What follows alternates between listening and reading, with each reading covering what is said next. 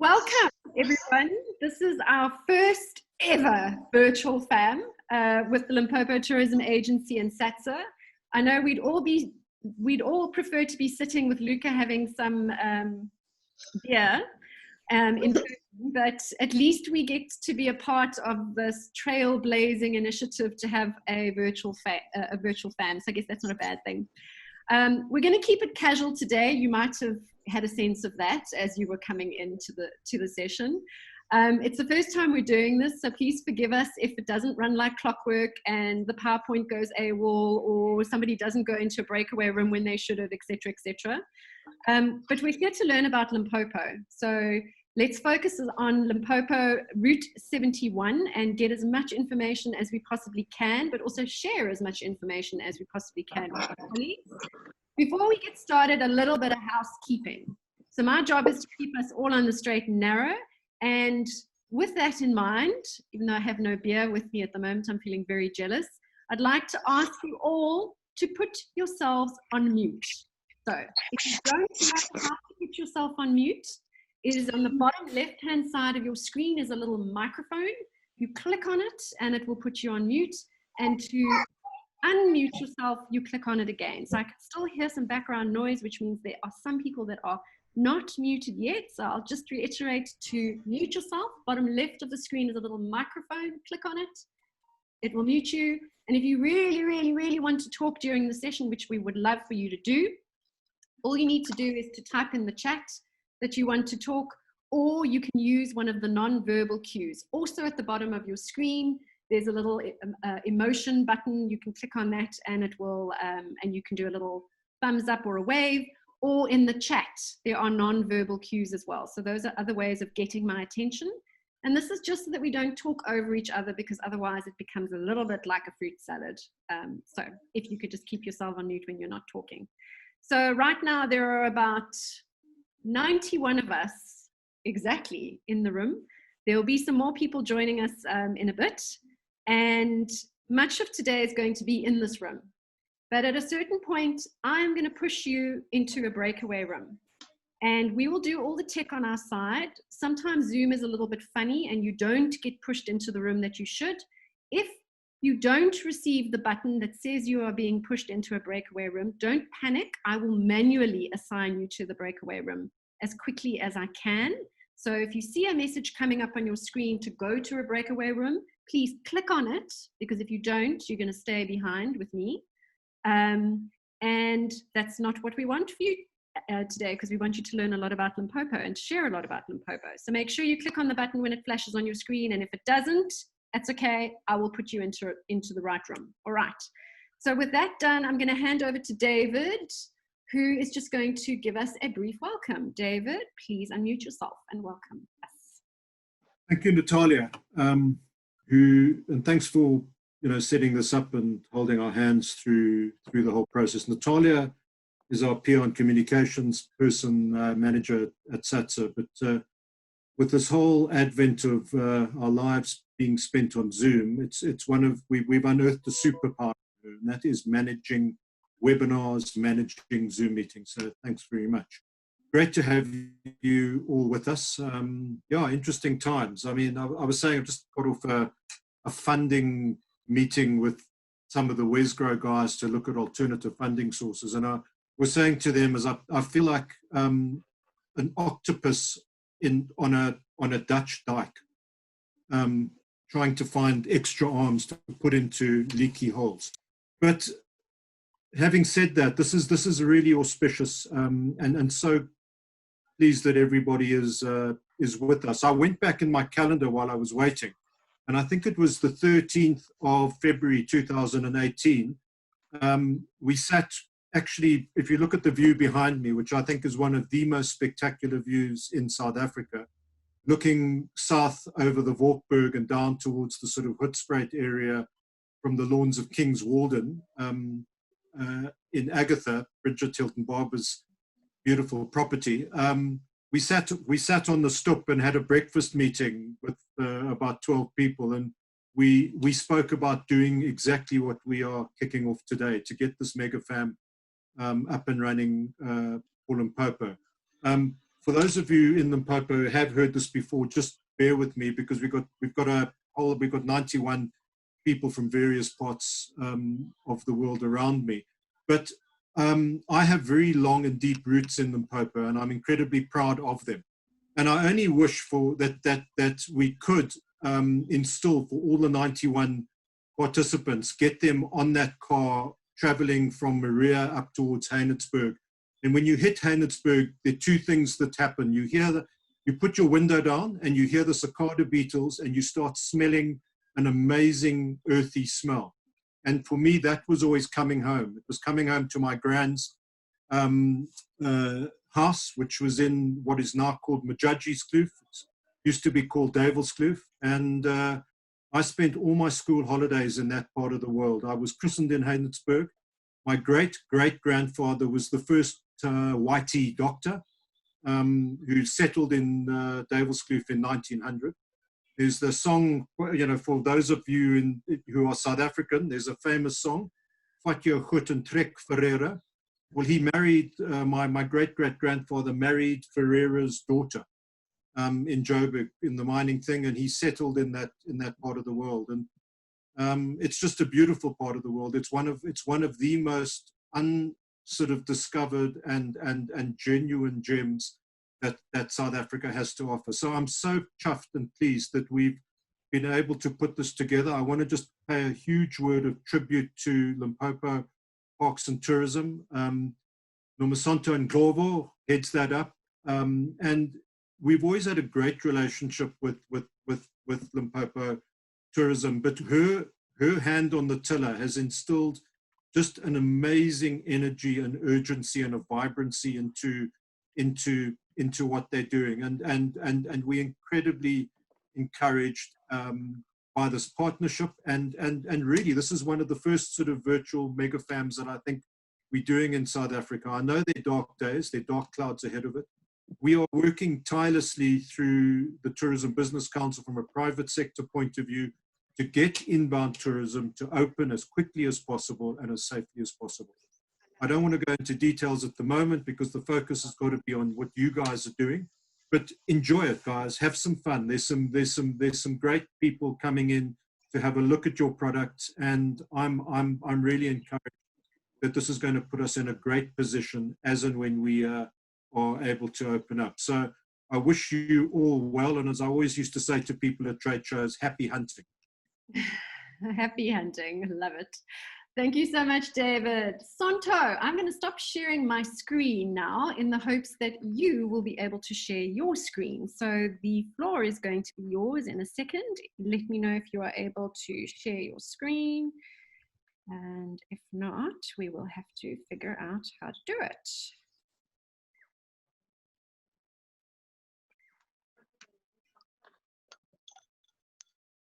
Give me a second. How's it, everybody? How's it? Is it allowing you to? Just give me 1 second. It should.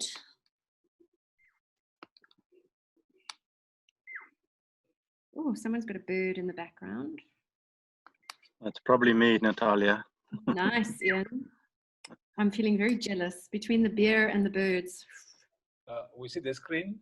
Yes, can see the screen. Santo, floor is yours. Okay, good afternoon, everybody, and welcome to the majestic Limpopo.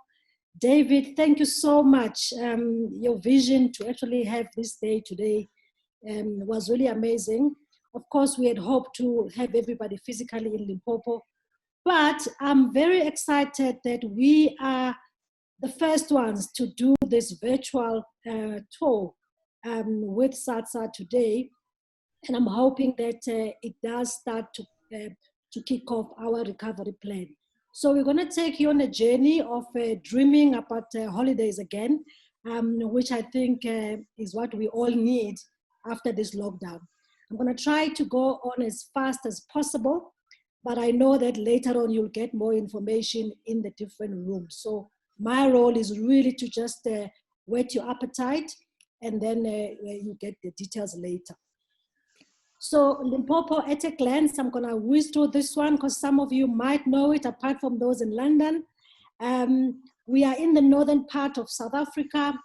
Our neighbors are Botswana, Zimbabwe, and Mozambique. We are home to over 5 million people. We are accessible by air, by rail, and by road. Okay. Hello, my screen. Okay. We boast over 70% of South Africa's protected area, as well as we have 3 million hectares of game ranches. So you can imagine the beauty of nature that lies in Limpopo. Limpopo province is named after the Limpopo River, which is the second largest river in Africa. The river that is over 1,000 kilometers long. Polokwane is our capital city, and our economic drivers really in terms of sectors is agriculture, tourism, and mining. We are a mere 2 hours away from Johannesburg, with the first entry point of our city being Billa. So we're quite accessible from that point of view. So let me just whiz through some of the key experiences. Limpopo really is a heritage and cultural melting pot of South Africa. We boast a rich tapestry of cultures that really preserve and follow their heritage proudly and boldly. The only province that has 3 actually tribes that are residing together in harmony, that is Bapedi and Batsonga, as well as Bavenda. And as you can see from the colors of the Batsonga culture, it is quite amazing. And this is not in a museum. This is people living their daily lives and enjoying their culture. This is the Venda culture. I'm not going to go into the details, as well as the Bapedi, very colorful culture. And we are also proud to call ourselves the adventure tourism capital, because there's quite a variety of adventure activities and options for our visiting tourists that can enjoy, from zip lining to guided walks to hikes. There's quite a lot to do in Limpopo. Of course, I always say to everybody that comes out of places like Johannesburg that when you're looking for that tranquility, it is only Limpopo that can offer that through our mountainous landscapes and really finest hotels that we have, as well as our spas and wellness out in the bush, in the wilderness. Really, really quite special.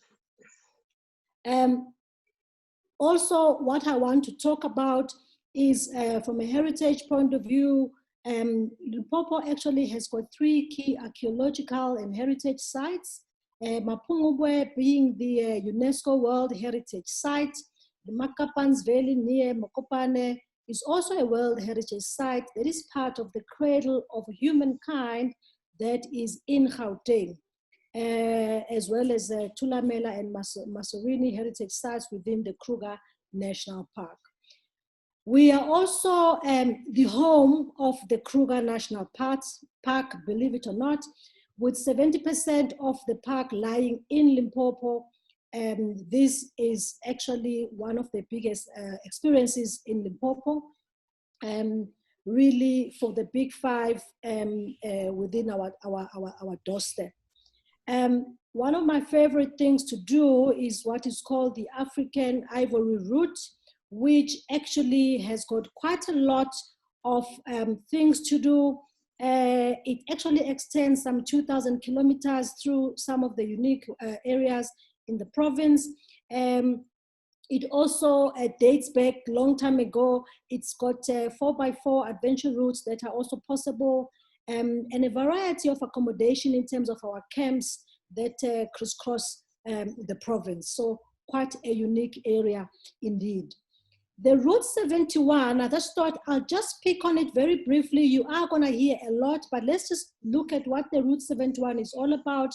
It actually encompasses Polokwane, the city of Moyer, Hannesburg, David's favorite place, Mokuba's Kloof, Tzaneen, Letsitele, Gravel Lodge, Phalaborwa, as well as the Grand Kruger National Park. The route will offer stunning scenic beauty, great diversity, rich culture and heritage, as well as wildlife opportunities as well. There's quality accommodation for a variety of pockets, so from really your B&Bs all the way to the 5-star type accommodation. It is all in the same route. Now, I just put the things that I love to do in Limpopo, but this is not exhaustive. So this is just a few things that I love to do in Limpopo. Immersing yourself on the cultural tour of Lake Fundutsi, really, really something that I always encourage anybody going to Limpopo to do. The lake is absolutely amazing. Mokuba's Kloof zipline canopy tour is one of my favorites. I've done this tour and I really, really enjoy it each time. The safari inside the Kruger Park, without a doubt. Those who are cycling and running can also do that as well, which is quite amazing to experience. I'm a golfer, so golfing options in Limpopo are quite endless. We golf in the wild and we actually have the animals as our golfing partners as well. So there's quite a variety to choose from. But particularly in Waterberg, there's quite a lot to do over there. The Ribola Art Route is one of my favorite things to do in Limpopo, where you can spend the afternoon with local artists that prepare their wares from wood, clay, textiles on the route. There's also opportunities for music as an art there as well. So really, these are my top 5, but as you explore the route 71, you might discover your own favorites. I'm gonna play a quick video. I hope it plays. If it doesn't, you'll forgive me.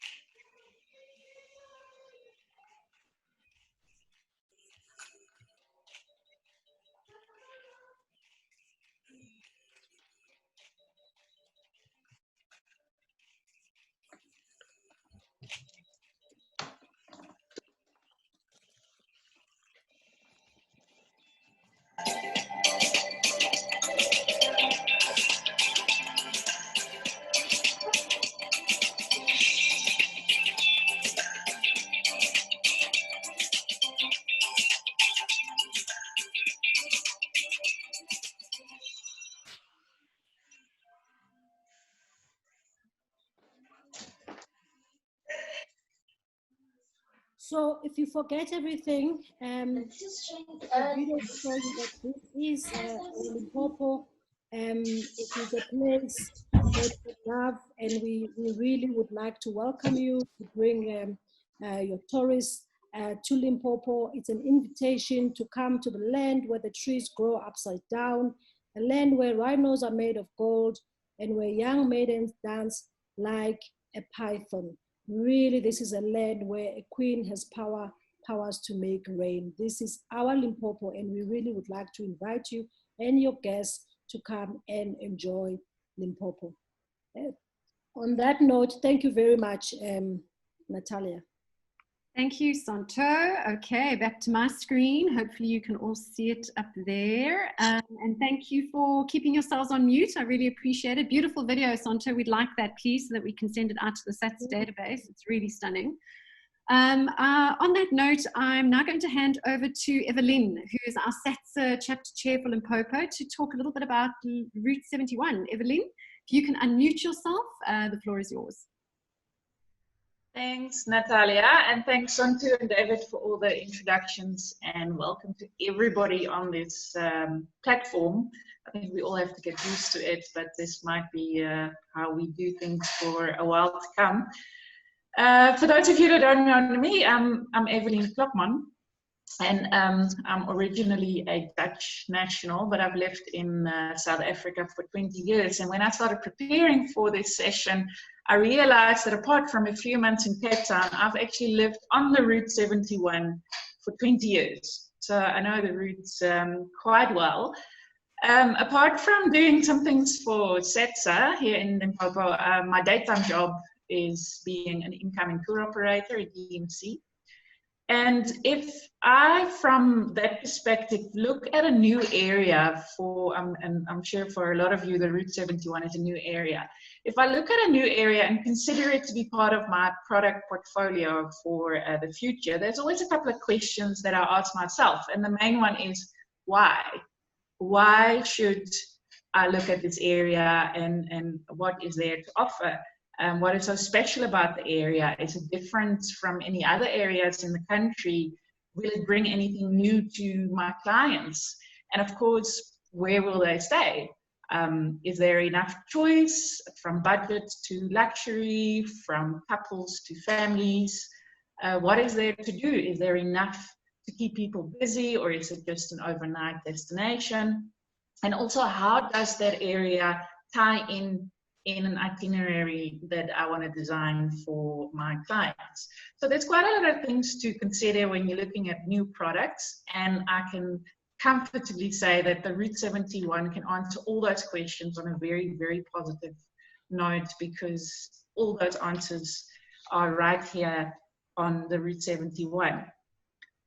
There's so many hidden gems that people really don't know about in the mainstream tourism trades. And today, in the next hour and a half, we want to take you through that and show you what is all on offer on the Route 71. I think what is very important to mention, it's both for the domestic market as well as the international market. Traditionally, as SETSA, we look a lot at the international market, but I think the current climate that we find ourselves in and the changes that are happening in tourism, the domestic markets will open up first, and we really need to look at that. And this area is very, very suitable for the domestic market. Now, there's so much to do and to see in this region, and instead of showing you a mishmash of everything that's on this route, we decided to design 4 themes. So we have a cultural theme, we have a culinary theme, we have an adventure theme, and we have a mice theme. These themes, of course, they cross over, but it just gives us a good starting point to present the area to you. So for the cultural products, you will a little bit later see a beautiful video that takes you into the rural area, showcases the beautiful culture, the colorful culture that we have in our region, the strong traditions, and everything that comes with that when you travel along the Route 71. We're having the food and drinks, of course. I mean, how can you go on a holiday or on a weekend getaway without focusing on nice food and drinks? And seeing that we are allowed to drink again from Monday, I think we're going to spend a little bit of time on the distilleries and the beer brewers on this route, because there are quite a few, and it's definitely a reason on its own to come to Route 71. And apart from all the beautiful restaurants, if you look at a small village like Heinersburg, there is already about 7 amazing places where you can go for dinner, for lunch. Food and drinks are a great offering along the entire route. I don't know if you guys have ever heard of Letsiteli. It's a small farming community. There's a beautiful restaurant called Letaba Junction on the Limpopo River with the boats as well. A wonderful stop for a lunch or a dinner. There are 3 main hubs town-wise on this route. There's Polokwane, there's Tzaneen, and there's Phalaborwa. And all 3 can assist with conferencing and team building facilities. So that is one of our other focuses. Although nobody knows what the industry is really going to look like after this COVID-19 situation, we might have to look at smaller events, which is actually plays right into the cards of Route 71, because a lot of the facilities can accommodate up to about 300 people. But it's very, very suitable to accommodate the smaller events, accommodation-wise, and lots of choice in activities. And then last but not least, the beautiful, overwhelming beauty of the nature that we have in this area. So that we've also designed as a theme to look at all the products around there. There's so much activity, from wild adrenaline junkies to placid walking in the forests. There is a lot for everyone to do, and we'll take a deeper look at all those routes as we go along a little bit later in the session. And like I said, it crosses over. If you are out on a hiking trip in the evening, you want to have a nice dinner, but you might also the next day want to experience culture. So all these 4 routes interlink. Now, one of the questions that I said that I also look at as a tour operator is, how do you then include Route 71 in the rest of your itinerary? And I'd like to ask you guys to step away from the traditional routes. When people land in Joburg, you take them on N4, show them the panorama route, and you take them into Kruger. That has been for so many years the traditional routes that a lot of operators follow. Please consider taking them up the N1 towards Polokwane and then down the Route 71 to the Lowveld. It's a perfect route. The road conditions are great, and it offers so much extra and so much new. But that is not the only connection between Gauteng and the Lowveld. It also connects you up to Mokuba, Zimbabwe, Botswana. If you're going that direction, it's just too far from Joburg to go in one day. So plan a stop on Route 71. It really connects all the different areas in the province and with the neighboring countries. And if you spend a little bit of time studying the map, you will see that it's actually very easy to implement Route 71 in itineraries for clients. Before I hand over to Jaco, who's going to cover the accessibility of this route a little bit more, I just want to touch on one thing that we mustn't forget, looking at the crisis that we find ourselves in at the moment. Because we said when we were looking at doing this virtual FAM, must we actually do that now? Most people are busy trying to find funding to pay their staff, trying to find food on the table. Nobody has an idea if you can keep the doors open in so many months' time to come. We're not quite sure where we find ourselves. Should we actually do destination marketing during a crisis like this? But we do. We have to. The one does not exclude the other. So while the struggle for survival is real and is absolute urgency, we also need to look at when tourism starts operating again, where can we send people?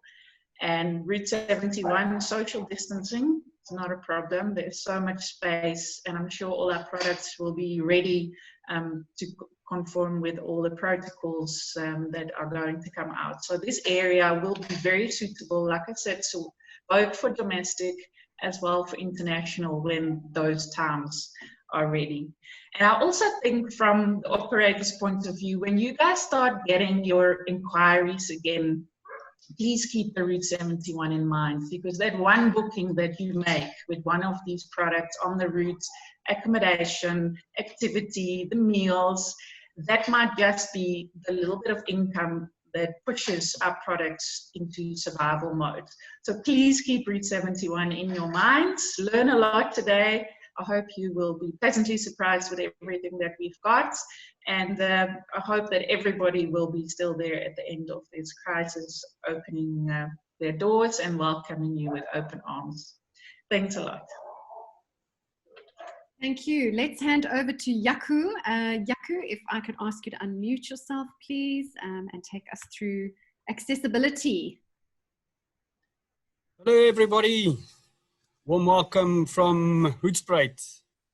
I am from Sable Tours and started my tourism career, if you want to call it that, in 1992 as a guide by Kapama Game Reserve. Spent about 10 years there, and I've been in and out of the industry in total approximately 22 years.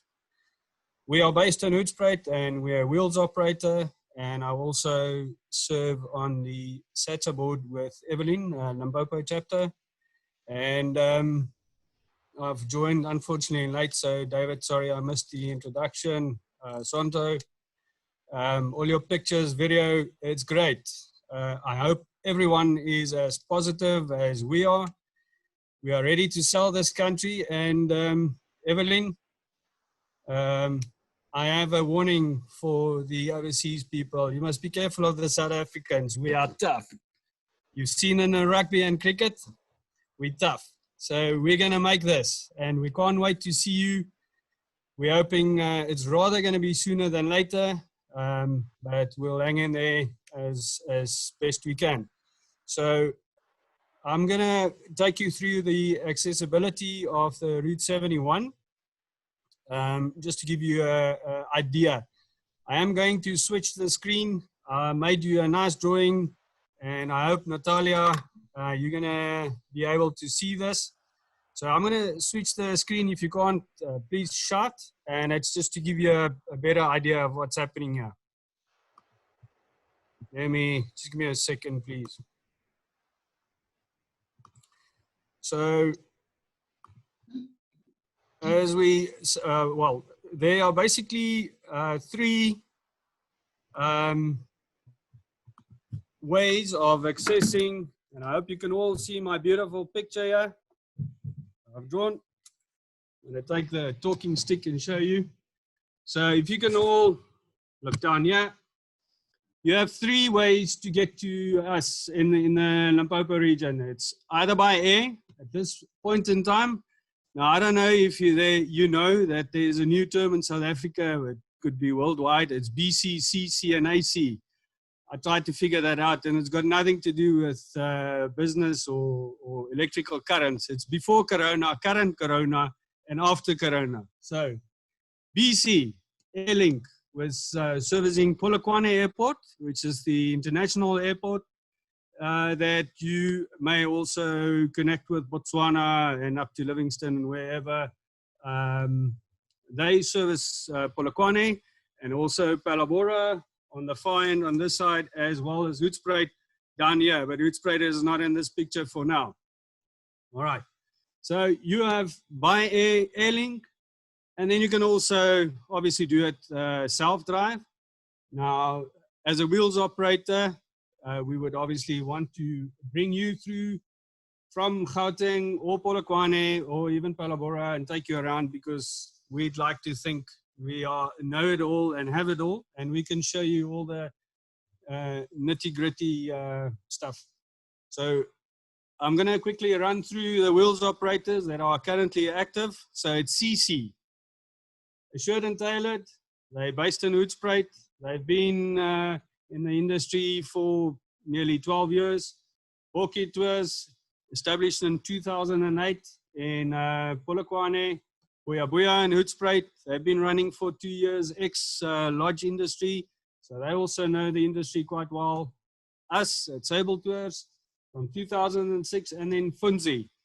They're also based in Polokwane. So just to run quickly, this is the main road. Actually connects Cape Town to Messina. It's called the N1, approximately 306 kilometers from Oortambo. It'll give you into Polokwane. Around Polokwane, we have Protea, The Ranch, Radisson, Fusion, and Nature's Way Adventure Safaris. Polokwane, that'll get you excited and starting the beautiful route. Now, this green snake or centipede, yeah, is basically the escarpment. The northern portion of the Drakensberg Mountains would end here with the Valkwerk starting here, and you have all the beautiful places. As you wind your way down from Polokwane, cutting over the escarpment, you have the beautiful town of Heinertsburg, and I'd like to call it the Dalstroom of Mpumalanga. Beautiful. Anything from trout fishing, cherries, berries, beautiful.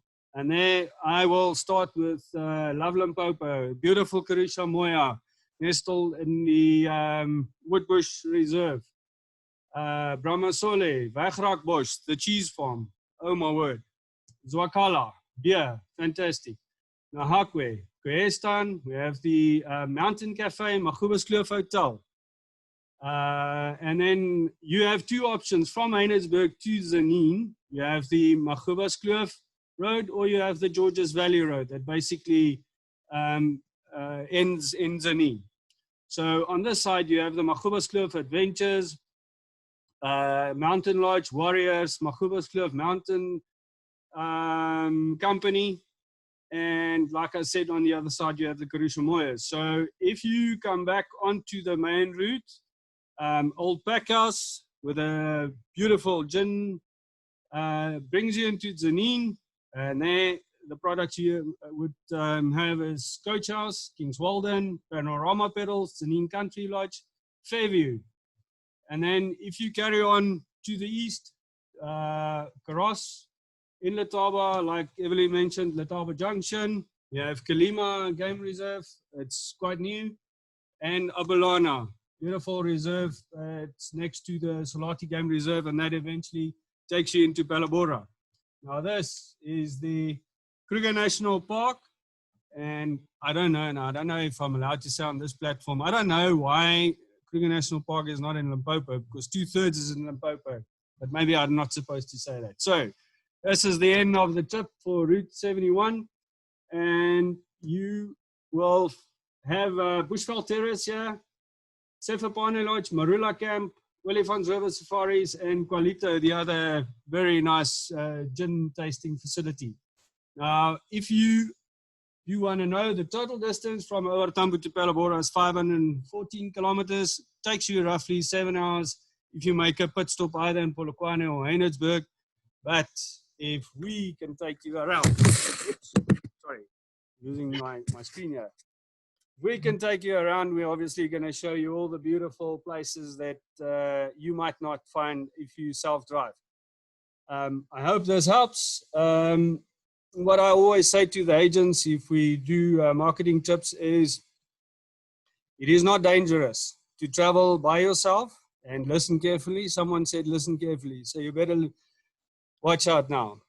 If you drive at night and you self-drive, the only thing that could potentially be dangerous is cattle and donkeys that cross the road.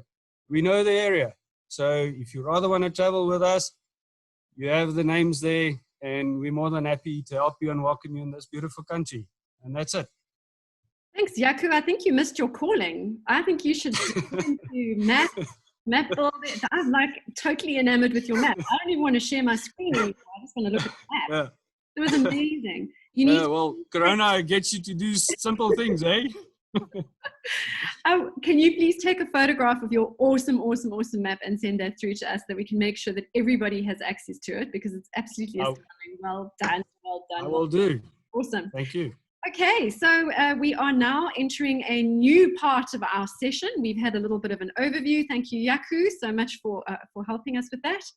And for Evelyn, feather duster for president. Yes, I completely agree. We are now going to do a little bit of a speed networking per category. So we have adventure, mice, culture, and culinary that's going to come up. I'm going to start with adventure. So I'm going to share my screen, and hopefully you can all see it again, right? And let's see, who's going to start with adventure? Evelyn, do you want to do a quick intro, or do we go straight into the products? No, I'm sure we can go straight into the products. We're going to listen to Tzaneen Country Lodge, Panorama Pedals, Mokuba's Kloof Mountain Lodge, and the Mountain Company, and they cover adventure for us. Thank you, Evelyn. So, Adrie, if I can ask you to unmute yourself for me, please, because you are up. Thank you very much, Natalia, and good afternoon, ladies and gentlemen. And especially welcome to the first virtual mega fam trip to Route 71 Limpopo. My name is Adrie Kruger. For the past 20 years, the owner of Tzaneen Country Lodge. But I was born and bred in Tzaneen area. So I'm just part and parcel of this area, and I just love Limpopo. Tzaneen Country Lodge is a country hotel situated 16 kilometers from Tzaneen in the center of Route 71 and only 95 kilometers from the Phalaborwa gate of the Kruger National Park, also known as one of the best entrances into the Kruger. Ample parking for buses and the ideal stopover for going in or out the Kruger or off to the Panorama route. In 2014, the award-winning Tzaneen Country Lodge won the International Satua Award as the best responsible tourism business in Africa and the Indian Islands. a country hotel that was green long before it became vogue to be green.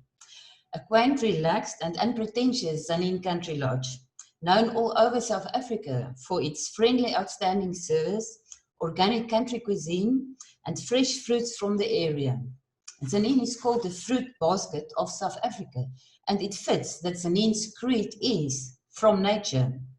Tzaneen Country Lodge consists of 61 elegant bedrooms, lovely landscaped gardens, 3 swimming pools, a Baobab a la carte restaurant, Mama Jo's Ladies Cocktail Bar, free and fast Wi-Fi, and all amenities that goes with a hotel of such prominence. We also have our relaxing earth spa, wellness center and gym, conference facilities for up to 1,000 people, albeit separate from the main lodge. Naturally, we have a games room, but also a family-friendly Mangela tea garden, curio shop, and animal touch farm for children that forms part of our well-known country hotel. We are situated on a 170-hectare working mango farm and indigenous forest, with game such as giraffe, zebra, blesbok, impala, kudu, nyala, bushback, and other small game. We offer activities such as canoeing on one of our 4 dams on the property, bass fishing on a catch and release, as well as several hiking and mountain biking trails to experience our farm in a unique way. We specialize in agri tourism for the past 20 years, not only to our own organic mango farm, but also to all the different farms in the area, such as Setauba Citrus, Westphalia, Grainopassie, organic avo farms, the well-known ZC2 tomato farms, as well as macadamia farms and others. On our Route 71, we also have the fantastic Mokuba Skloof Adventure Company, which became known for one of the best ziplining experiences in South Africa, also offering tubing, abseiling, team building, and other adventure activities. If you are looking for the ideal place to send your guests to, a place where your guests can dine under the Milky Way, a place where strangers live as friends, Tzaneen Country Lodge is the hub of Route 71 and centrally located to explore the beauty and magic of Limpopo. I will be joining some of you in the breakaway room, and you can ask me all the questions you have. Over the years, I became known as Mrs. Limpopo for my expertise in the industry, but my African name is Shilua, which means flower. Quite befitting living in the Garden of Eden, don't you think? Please feel welcome to join me for questions in our chat room. You can also follow us on facebook.com/ourroute71 or search for Route 71, Limpopo Province, South Africa. I thank you. Thank you, Mrs. Limpopo. Now that I know that that's your alter ego, I'm going to start calling you. Thank you, Natalia. And actually, we have a lot to thank for Adrie, because you were the one who came up with the concept of Route 71. Is that correct? That's correct. Thank you, Natalia. Okay. I neglected to mention at the outset that there is a hashtag for the Route 71 briefing that we're doing at the moment, and also beyond that briefing, and that's hashtag Explore Route 71. So you can see it at the top of the presentation there, hashtag Explore Route 71. Feel free, if you are wanting to post anything on social media around the route, to make sure that you are including that as a hashtag, Explore Route 71. Well, I don't know, should I? Well, the places that I've been. Yeah? You never guess Buddy, the places wow. that I've been. 'Cause everything is like a dream, yeah, but only in that dream that I live in. I'm never gonna let the day begin. Never gonna let the day begin. 'Cause everything is like a dream, yeah, but only in that dream that I live in. Oh, don't wake me up before you go. And I'll just make this bed my home. Oh, darling, please just let me sleep. Give me my dreams.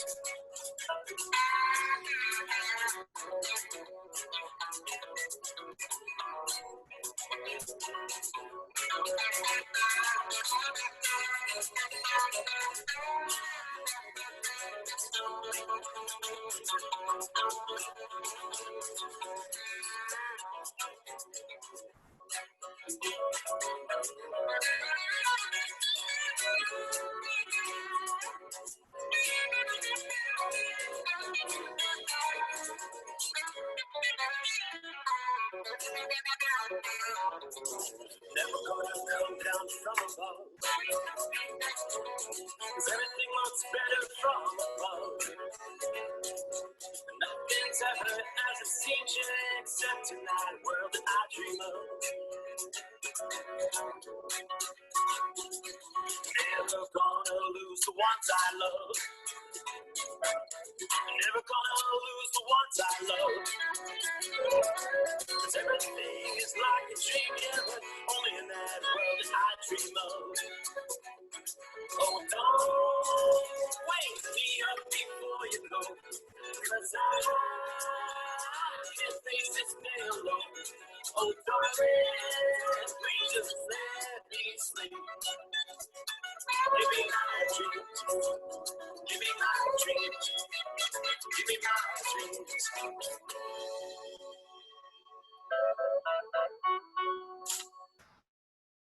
Thank you, Emily. Please, will you be on standby because we've got another video coming up. But Lizelle, I just wanted to give you an opportunity to just say a couple of words if you wanted to, just off the back of that video. Yeah, sure. Thank you. So the video didn't flow exactly the way it should have, but that's okay. I hope you got the idea. We offer a variety of cycling tours around the area, but specifically I focus Tzaneen and Agatha, as well as Let's Tell You. Let's Tell You, you know, there's the cycling in the orchards. It's nice and flat for families. With kiddies, I've done that lots, where we visit the pack house as well, the citrus pack house when it's in season. And then if they like beautiful, stunning views up here, with lots of hills. We cycle up here as well, but we also go into Heinersburg, Mokuba, Gravelot, anywhere. Yeah, so thank you. Thank you so much. And you guys will all have access to all of this stuff, so you'll be able to watch it retrospectively as well. Next up is Mokuba's Kloof Mountain Lodge. So Emily, if you wouldn't mind getting to the next video, and then we will play that one, and represented by George Modiba. Welcome, George. Okay, thank you guys. All right, George, I'll just play the video. Can you play the video afterwards? Can I start with my introduction? Oh, sure. Yeah. Yep, cool. Hi, everyone. My name is George Modiba, and I am the general manager here at Mokuba's Kloof Mountain Lodge, which is famously and previously known as the Mokuba's Kloof Rest Camp, and it has been in existence since the early 1940s. We are located right on the R71 main road between Tzaneen and Polokwane, and we are surrounded by beautiful, breathtaking views of the Misty Mountains. And it is very difficult for anyone to actually really miss us, as even if you try to, you won't miss us. And we are an ideal stopover for those guests traveling from the cities to and from the Kruger National Park, as we are just an hour and 20 minutes drive to the Phalaborwa gate. The lodge can sleep just over 100 guests in our self-catering accommodation, in our overnight units, and not forgetting our camping facilities. And while you're here with us at the lodge, to keep you entertained, we have a beauty spa, we have a hot water jacuzzi, a swimming pool for both kids and adults, play area for the children. We have a restaurant and a bar, which is also open to the public in general. And we also have conference facilities that can accommodate up to 150 people. Being that we are centrally located and strategically based in a way that most tourism attractions or places of interest within the area surround us, guests prefer to stay at the lodge, and then they can easily access places of interest from the lodge. And yeah, Natalia, could you please just play the video for everyone to share? We have a video compiled for everyone. Yeah, just play the video so that they can see what we have to offer. Right. Mokuba's Kloof Mountain Lodge is ideally located in the beautiful Mokuba's Kloof Mountains en route to the Kruger National Park. Fondly called the Mountain of the Silver Mist due to the shroud of soft mist that usually covers the area. The lodge offers recently refurbished family chalets with fully equipped self-catering kitchens and hotel-style units with all modern lodging conveniences. The service levels are exceptional and hospitality standards are superb. They've recently been awarded a 3-star grading by the Tourism Grading Council. The list of activities is endless, from scenic waterfalls, breathtaking hiking trails and mountain biking, to bird watching in the indigenous forest. When you come down the pass through Mokuba's Cliff, visit Mokuba's Cliff Mountain Lodge and explore the area. You'll soon realize you've discovered one of South Africa's jewels. Mokuba's Cliff Mountain Lodge, the ideal tranquil getaway for an overnight stay, a weekend, or a holiday. Thank you. George, anything? Thank you. No, that's what we have to offer as Mokuba Cliff Mountain Lodge to the world. And basically, I would just like to thank everyone there by system for this great initiative that you've taken. And let us grow the R71 route together. And yeah, let's stay safe. And yeah, we'll see you after the lockdown. Thank you, George. Okay, Emily, we have another video coming up. And this is Misty Mountain. Oh, hang on. I want to get the name right. Misty Mountain Village and Sandy Lee Moore. So if you wouldn't mind playing the video, and then Sandy, a couple of words from you afterwards. Okay, no problem.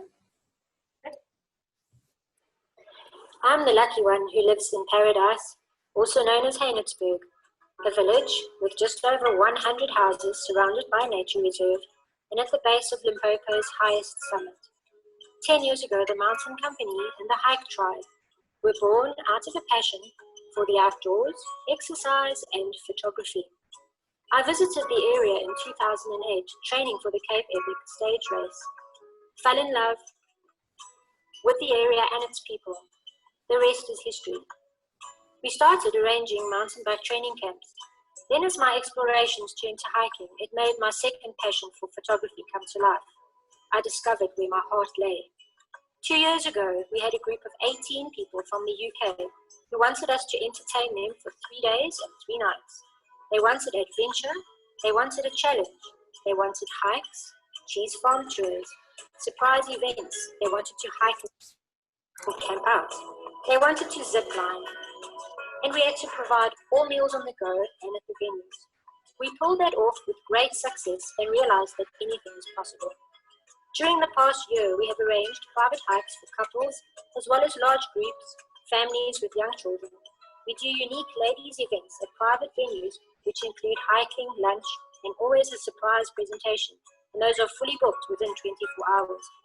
We've done father and son campouts, yoga and meditation weekends, photography outings.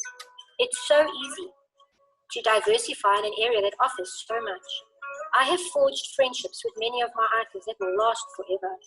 I've made it possible for so many that never dreamt they could hike up a mountain to get out and do something they'd never done before. Many of our public hikes are aimed at these people. In the photos, you will see some large people, and what I love is to see them smile and return for a second and third hike. At the beginning of every hike, I ask, who are the first timers? And those numbers grow as more and more want to join us. I tell them the following. You are here because you decided to leave the busy city behind for the day. We are going to take you out into nature. We are going to stop a lot, to look, to see, to feel, to listen, to take photos, to ask questions. You are going to learn about fauna and flora, stories of people who have lived and walked here before you. You are going to meet new people, make new friends. You are going to have fun. You are going to laugh. We are going to take crazy photographs. And when you get back, you will have happy memories. And then the bonus about all of that is that you actually did some exercise. We now call our excursions fun hiking. I started meeting people that never hiked, people who were not fit, who felt scared to venture out alone, and who felt intimidated by the word hike, thinking that only fit people do that. It's a beautiful world we live in, where true happiness is found in that which money cannot buy, where memories can be made. Please visit Mokuba's Cliff. Come and visit a true paradise. Sandy, over to you. Yeah, hi. Thanks to everyone for putting this together. I think I said pretty much everything that I would like to have said in that video clip. All I can say is that I'm really, truly blessed to be living in Heinetzberg and in this beautiful area. If you haven't been here, you really, really need to make an effort and come and visit us. It really is a very beautiful place. Thank you, Sandy. And that is the end of our adventure route presentation. If you have any questions, you're welcome to type that into the chat. I'm sure everybody who is around who can answer those questions for you. And our next Route 71 subsector is mice. So we have Anel Vermeulen, who's the coordinator for mice, and she's waving, and she's going to be joining us in the breakaway rooms a little bit later. But the first product that we have on Steam, and I can see Marinda with Marinda's face, she's got a beautiful backdrop, is Fairview. So Marinda, you also have a video. Let's play the video first, and then we can have a couple of words from you. Right, Emily, if you can just click there for us. Fairview Hotel and Village is located just outside Tzaneen on the R71 to Phalaborwa, just 1 hour's drive from the Phalaborwa entrance to the Kruger National Park. The 4-star Fairview Hotel and 5-star Village and Spa in Fairview offers various types of accommodation. The village on the banks of the Limpopo River comes with a personal butler to meet all your needs. Here you can relax and enjoy your stay in 5-star luxury. Then there's the Fairview Hotel with guest rooms, cozy suites, holiday chalets, and an a la carte restaurant and patio bar. There are 5 different conference facilities for up to 800 delegates. Also dream wedding venues like the thatched chapel in the garden, the River Lapa, and the luxury Limpopo ballroom. There is also the luxury Zen Spa in Caruso, and recreational activities include golf, fishing, birdwatching, or just walking along the 3-kilometer riverfront of the Limpopo River. The Fairview Hotel and Village ensures warm hospitality, excellent service, and value for money to all their esteemed guests. Thanks so much. Marinda, if you wouldn't mind unmuting yourself and say a couple of words. Oh, thank you very much, everybody, and thank you for having me on this wonderful opportunity. We are so excited about the Route 71. I'm sure this is going to become a really great route for us and for tourism in Limpopo. Yeah, thank you very much. Fairview Hotel, as it has been said, we are situated very conveniently on the R71, basically halfway between Polokwane and the Kruger National Park.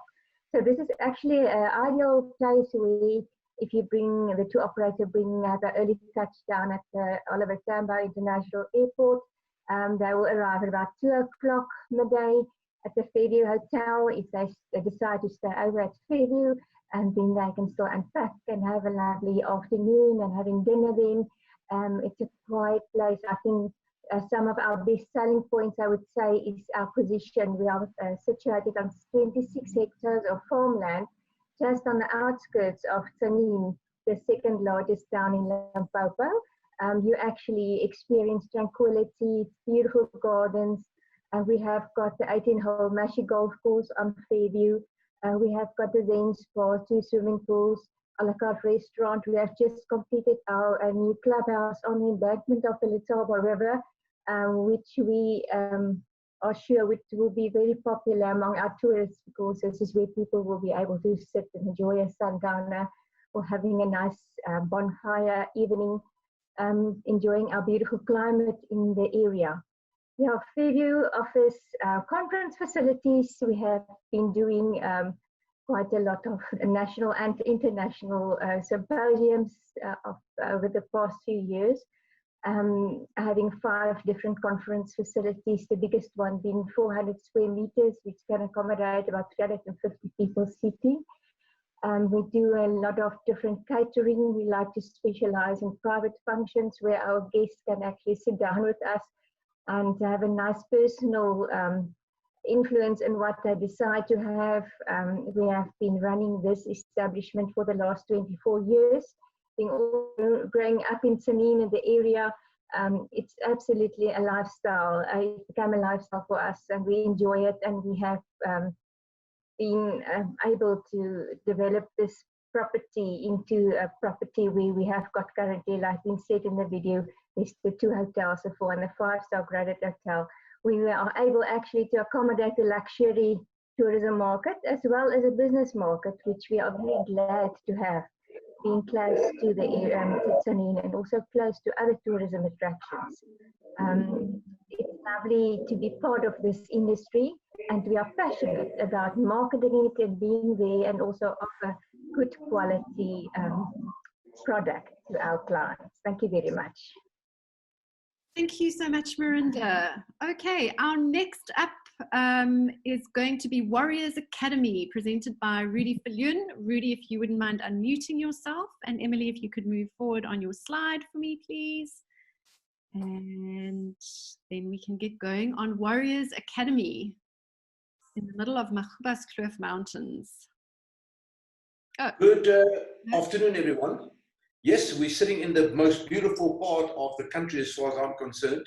I've been living here most of my life, or in Tzaneen, in this area, the Limpopo province. It truly is, as someone was saying earlier, that little treasure that no one knows about. So I'm really super excited about this project of exposing and marketing Limpopo province a bit more. So Warriors Academy has been going for the last 18 years, and initially it is a gap year program for young people after school. Said that, throughout the years we have developed a whole range of different and added services, ranging from adventure tours, anything you can imagine, from adventure activities right through to team and corporate cultural development. I'm a professional coach and been doing that for many, many years, and my real passion lies around developing people. So for us, it's a space of personal development and personal growth. The services we offer mostly to corporates and big groups is the idea of helping them to assess their leadership and look at how they can develop and grow their culture within their company. I think with the COVID thing going on right now, that might actually become quite important to work on that side of things. Our gap year program, or our facilities here, is from wedding venues, accommodation. We've got 2 restaurants on the property. We've got a beautiful farm stall, Mokuba's Kloof farm stall, across our entrance. We've also got a place called the Boma at Warriors, which is an open air restaurant. So we've got all the various services that we can offer people. Our real passion lies within the adventure side of things, and that, I think, is where we excel mostly. And that's a short from my side. Thank you so much, Rudy. Right, we have another video coming up, and it's going to be Protea Hotel, Marriott, Polokwane Ranch Resort, and Paul Shearer. If we're going to play the video, and then if you wouldn't mind unmuting yourself and sharing a few words. Okay.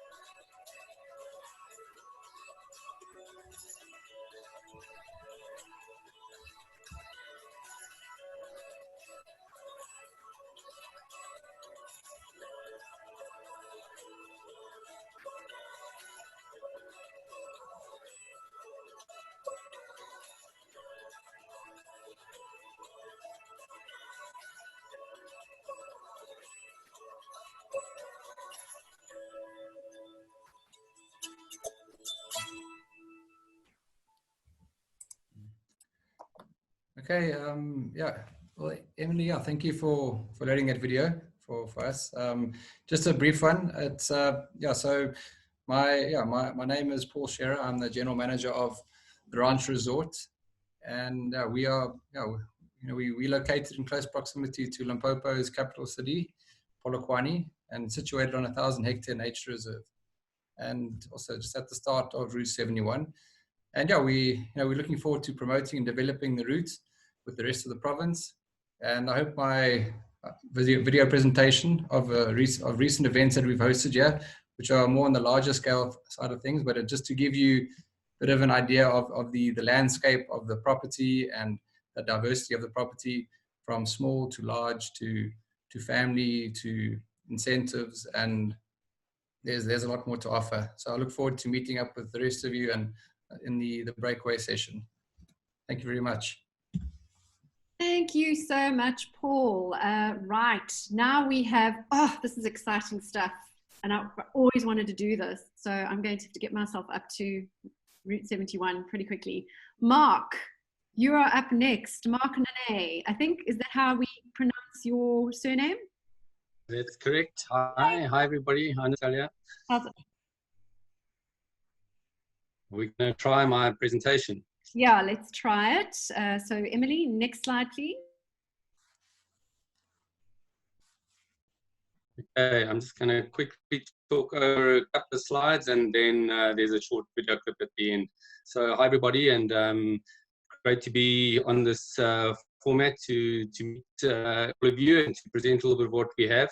I really believe we've got a spectacular magical property on the Limpopo River, really where the mountain meets the river, and we believe the spirit of it in Mokuba's Kloof is really born. The business has got three different aspects: the adventure activities, and then we do team building, and we've got youth camps. Hence, we were mentioned in the adventure side, and we probably fit over both those categories. Next slide, please.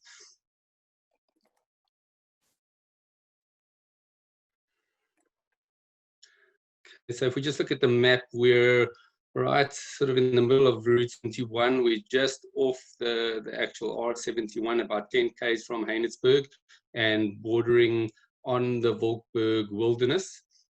Actually, three companies: Mokuba's Kloof Adventures, Mokuba's Kloof Canopy Tours, which is part of a national franchise, and then common events where we do outdoor off-road events, hiking, stage races, trail running, triathlons, and that kind of thing. Next slide, please.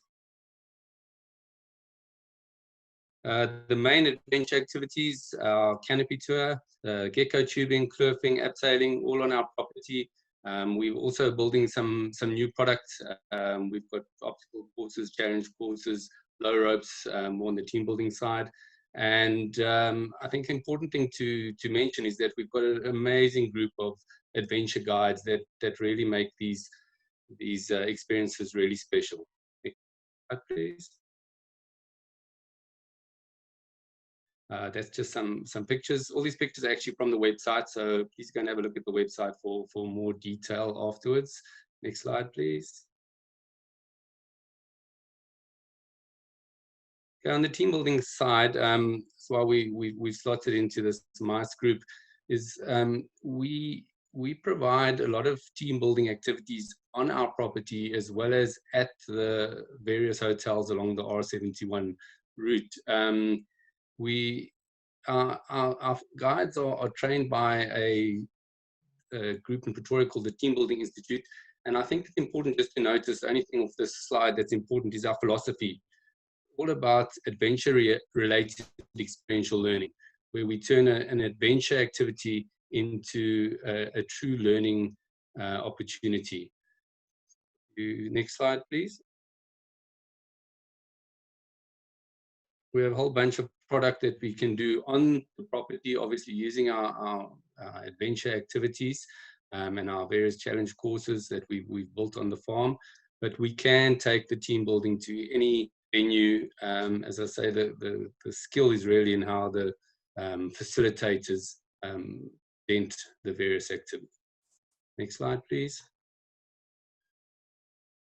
I just dropped in a quick slide or two on youth development. I'm not going to read through it, but it's not really part of this, but we do host youth groups, school groups, and again, we have a whole bunch of amazing products that really help with that youth development and personal growth. Slide, please. These are just some pictures of some of the activities and the kids getting stuck in. They really have a ball on our property, on our beautiful farm. Next slide, just a picture of the camp where they stay, where we host the camps. And the last slide has just got some pictures of our cabins. We've got a couple of log cabins that we can also host a couple of people on the property. Often more the teachers that are that are facilitating with us, with the school groups that stay in the cabins.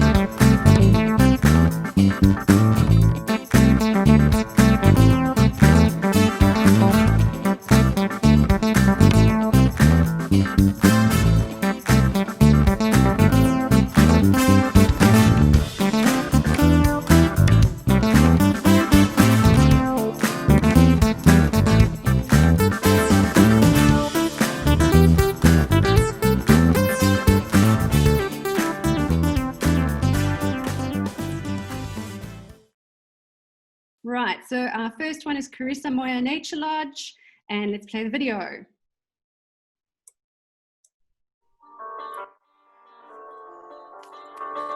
Limpopo is the gateway to South Africa, with the N1 almost cutting in a direct line across the province. I cannot tell you how often we've taken the road north, either heading for Zimbabwe or a slight left to Botswana, for some reason never venturing far off the main roads. Never again will we make that mistake. In the past few months, Limpopo has opened our eyes and our minds to what this magnificent province has to offer. From the second largest woodland forest in Mokuba's cliff, and the small village of Johannesburg, where the surrounding areas are a foodie's dream, to the myths and legends and cultural diversity that excites mind, body and soul. The people we came across in Limpopo, from the Dowager Duchess of Athen, to the Domba dancers of Funduzi, to the craft people of Rabola, are passionate and welcoming. Can't but help be drawn into their story and the love of the land.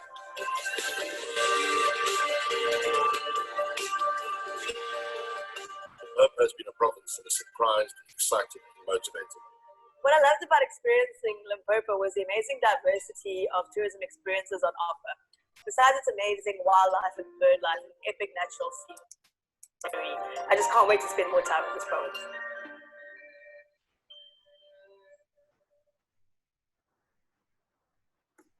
Welcome to Limpopo! Our trip starts here in Caruso Moyer in Mokuba's Kloof, South Africa's top birding and sustainable tourism destination. It's set in the Witbush Forest, the second largest indigenous forest after City Park. Meet David Letsala, South Africa's top local. Caruso Moyer is placed on one of the fingers of the woodbridge forest. There is 40 big species in the forest, which are forest species, and the top one being the black shrine. Mokuba's cliff is also famous for hiking, mountain biking, and being in front of nature.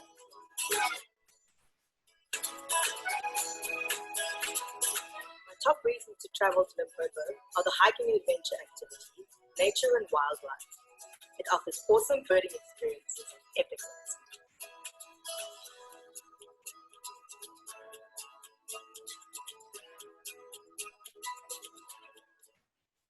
African people are really most welcoming people when it comes to socializing, but not only socializing, but humanity.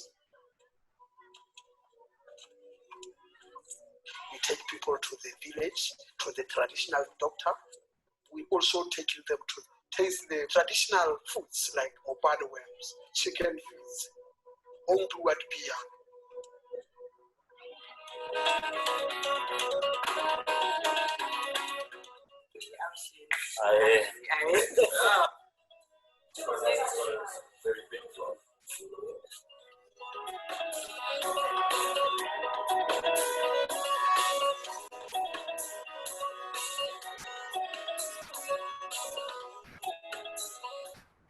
We're here at the start side here.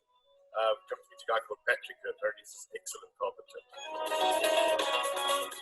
Actually, more of a sculptor than a potter.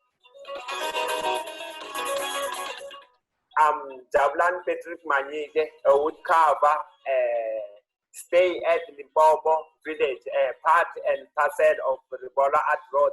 So I invite you, each and everybody, where you like, come to my studio and witness what I've done at my place. Hi, I'm Pilato Bulala. I started my artwork in 2010. My artwork is about recycling. I use the cold ring tins to make the jewelry and the scrap to make the sculpture. So my artwork is about recycling.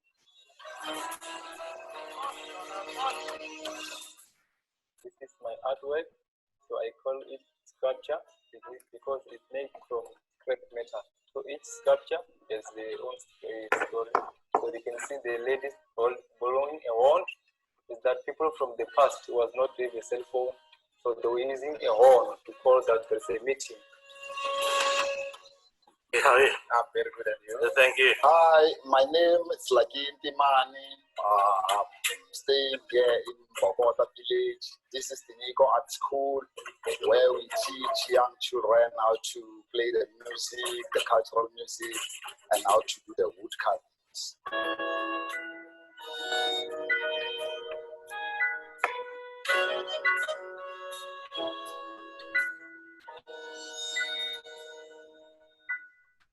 We're here in Mukundeli village with Flora Silajana, and she is the chief potter around here. Everyone raves about her pots, and she's offering this amazing pottery experience. I'm going to learn how to make pots because I need some handcraft skills in my life, and you can come and learn how to make pots here too with the experts. Hey, Flora.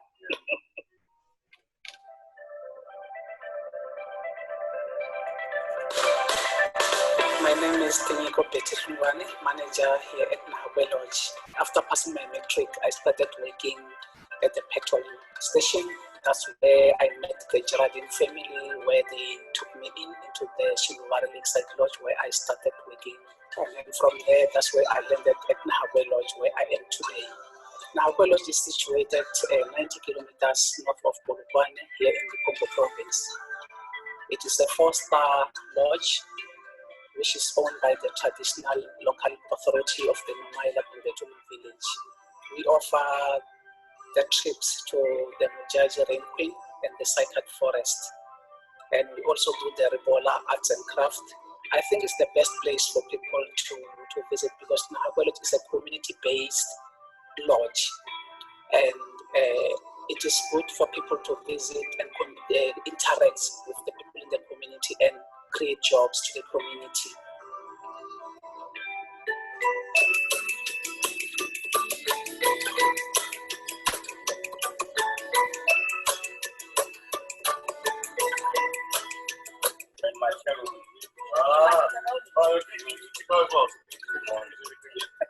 And how do I say thank you? So we're here at Tzaneen camp. It's about an hour from Kruger camp in North African Adrie. Quarry caves and soft things in the Misty River. So, 5 area. Wandering too far away. Pretty sure there's hippos and crocs down there, so wouldn't go too close. We're in Baleni camp. Baleni means salt. It's in the Giyani district of Limpopo. And basically this place is very famous for its traditional salt making practices. There is a hot spring geyser that people believe has a lot of cultural and traditional significance.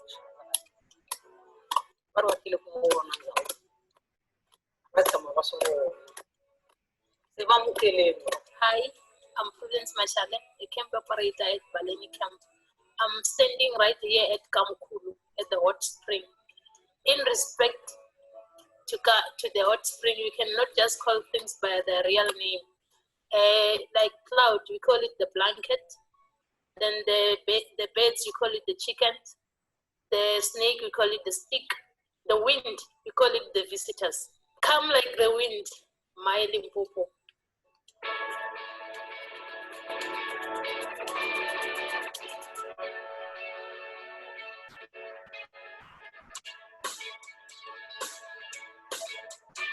So we're in Fundunzi camp in the Vembe district of Limpopo. It is really rural here. We're up on the mountains, really green and peaceful, and it's basically a cultural immersion tourism experience. You get to experience real Venda culture, and that's what we're going to do. I am Nelson Chimangatsepapa. I grew up around this area, about 25-30 kilometers west of this place. We have good places around us, which is like Lake Fundunzi, which is the sacred wood, and the sacred forest, and many more places. This camp is all about benefiting the communities. This is my Limpopo.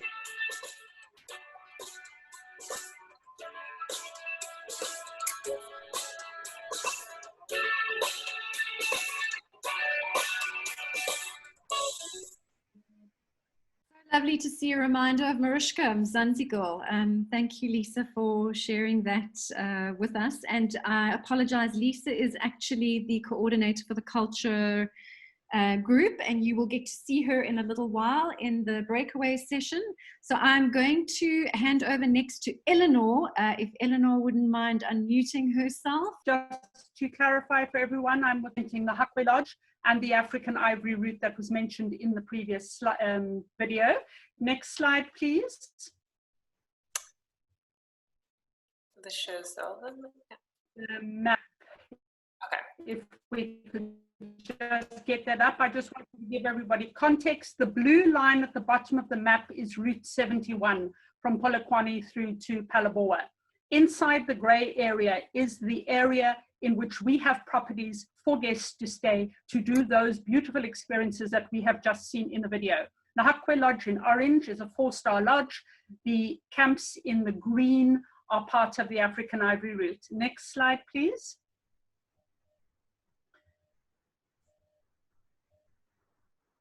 I think there's just a bit of a delay. Not a problem. Lovely. So the great thing about doing cultural experiences in this area is we have a variety of accommodation that's going to suit the needs of different types of travelers. Naraku is a 4-star modern lodge, Wi-Fi, pool, pub, modern amenities. Baleni, beautifully quaint and old-fashioned with Tsonga-inspired rondavels, but a nice, comfortable little ensuite for those travelers who want their modern comforts. Tzaneen camp in a Big 5 reserve, traditional safari tents with en-suites with hot and cold showers, etc. So a nice variety of accommodation. Next slide, please. But finally, I think from a point of view of the trade, the key conversation I'd like to have in the breakaway sessions with you is about itineraries. We have a range of pre-designed itineraries, both for FIT and for guided and driven itineraries. I'm very happy to share them as is. They've got their photographs, their texts, their maps, the whole lot. But also very happy to talk about putting together custom itineraries. So let's meet in the breakaway sessions. Thanks very much. Thank you so much, Eleanor. Okay, let's go to our next presenter. So if you wouldn't mind, if we got another video there. I think this might be the same, yeah. Right, let's move to the next slide, please. And okay, are we going on to culinary? We are going on to culinary, and I'm very hungry. I have not had lunch. In fact, I have not had breakfast. This is a problem. So we have Marilda as the coordinator for the culinary route, and the first product, if you'll get to the next slide, please, Emily, is abalana in. Let's see that beautiful backdrop that you've got. You're up. You can unmute yourself. Okay, I've unmuted myself. Can you hear me, Natalia? I can hear you perfectly. Over to you. Okay. Good afternoon, everybody. I'm Ian Beecham from Abalana Game Reserve. Abalana, the meaning of Abalana means sharing amongst each other. We're a company called MTH Lodge Holdings that has the lease over this beautiful piece of property, including this beautiful piece of the Salati River behind me. We've got a wealth of experience in the business. I've been in the business for about 30 years. My partner Richard for about 25, and Dean from Mirage Leisure from the development side. We secured the lease over this piece of land. You can keep rolling the slides, Natalia. A great piece of land, 15,000 hectares, which was won on a land claim by the local Mashishimali community on the R71, and it was basically a failed land claim until we took over a year and a half ago.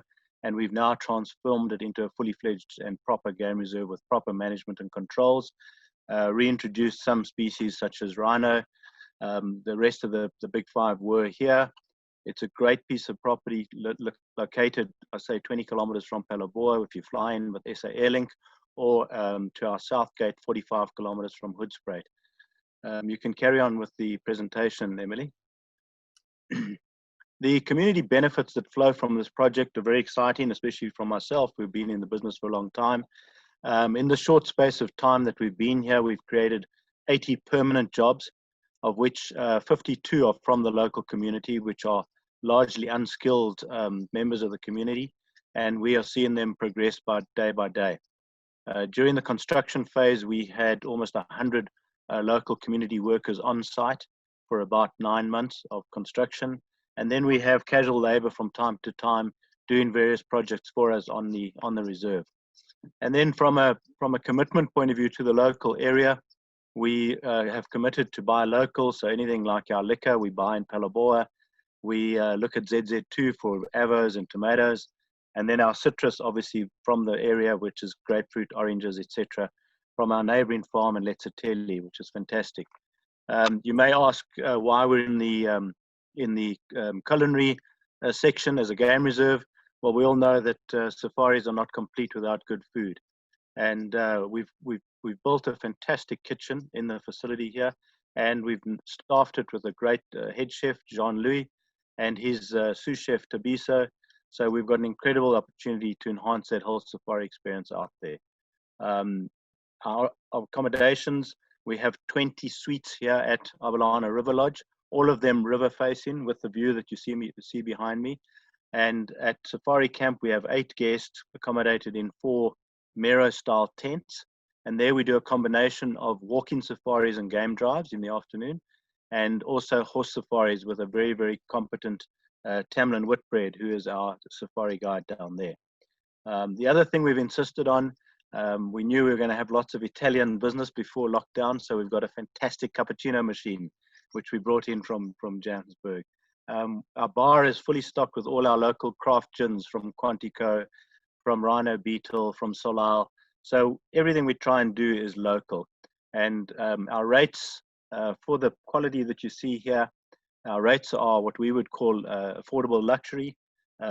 So I think with someone mentioned it earlier, the new normal where we're going to have social distancing, well, we got 15,000 hectares of property to enjoy and social distance. So yeah, come and enjoy Abalana, and let us be your hosts. Thank you, Natalia. Thank you so much, Ian. It looks absolutely idyllic. You are the luckiest man on this presentation today. Right, so next up is the next luckiest people, the guys that actually have had access to booze for quite some time, and that's our friends from Qualita Craft Distillery, present by Lomari. But I know that there is a video, so if you wouldn't mind playing that for us.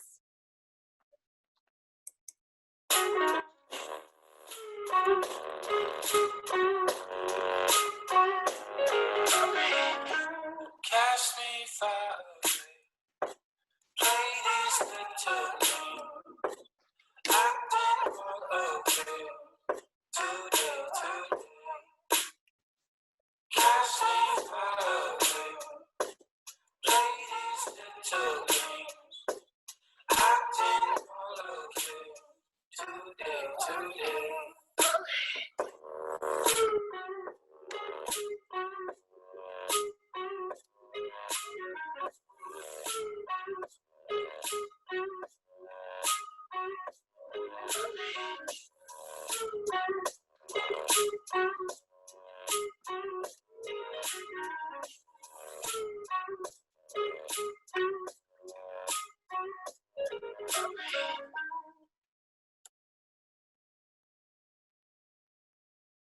Okay, Lou-Marie, are you available to give us a quick little hello and tell us a little bit more?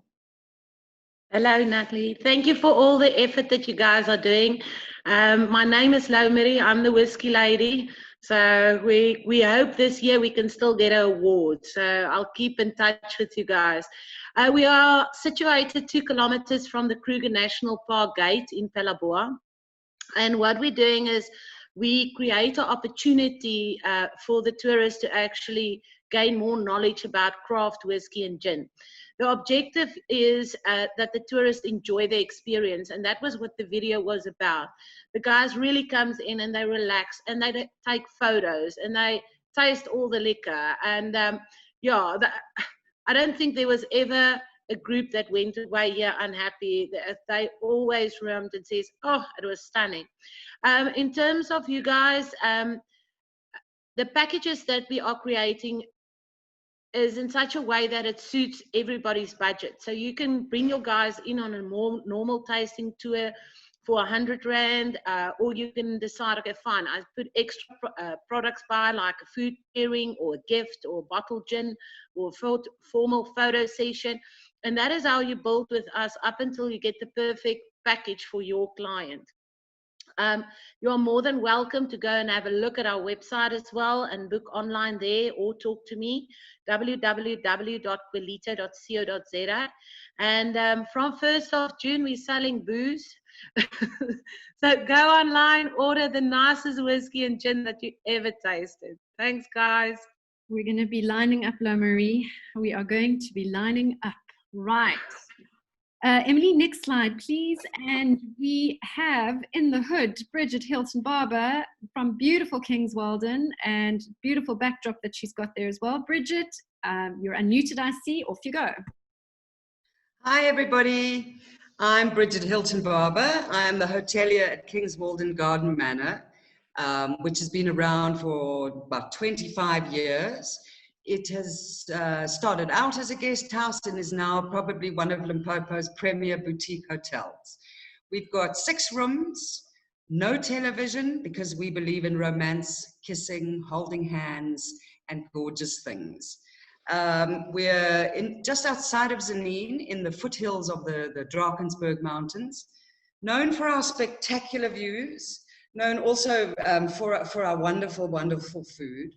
Many of our guests who come here are in between safaris, and I think it's a really lovely place when you've been in the bush or you're starting out on your trip to stay in this place with its beautiful views and gardens. One of our most famous things is this lightning tree, which you see here. There's a wonderful story attached to it. My grandfather came here in 1904. And he needed a wife, and then, funnily enough, my grandmother was visiting the farm next door, and she took a look at this view, and she turned to him and said to him, It's so beautiful, I never want to leave. And he said, marry me and you don't have to. So that was the spirit of romance that was born at Kings Walden, and it continues to this day. We love having honeymooners, we love having romance, we love having happy couples. Our food is absolutely divine. I'll talk more about it in the breakaway session, but we believe in slow food, regional tradition, gastronomical delight, the slow pace of life, and sexy things. We're also famous for our historic gardens. The gardens go back to the 1930s, and nothing nicer than to take a beautiful glass of wine and have a wander through these gardens. There are fountains that trickle and tinkle. There are hidden paths that lead to sunken gardens. We have a vegetable garden where we are growing some of our food, organically grown. We have a massive color of agapanthus in the summer. We have beautiful clivias in the spring. So it really is the sort of place where if you've had a stressful time, you kick back and relax. We'll look after you, we'll feed you. In winter, our food is by the fireside. In summer, it's dining outside, looking onto this gorgeous backdrop. The other thing that I wanted to mention, only 6 rooms, but it's a romantic place, it's a historical place, it's the sort of place where you come in between safari to enjoy incredible food, lovely wines from the Cape, and gorgeous cuisine. Thank you, Bridget. As Santo said in the chat, are we allowed to kiss? I thought the president said no. Well, here you are. We're going to just bend the rules. Oh, what better to ask forgiveness than permission? Thank you, Bridget. I'll keep that in mind when I visit Kings Walden. Thank you so much. Right. Next up, we have Zwakala, also going to make me very jealous that I don't have any beer. And we have a video.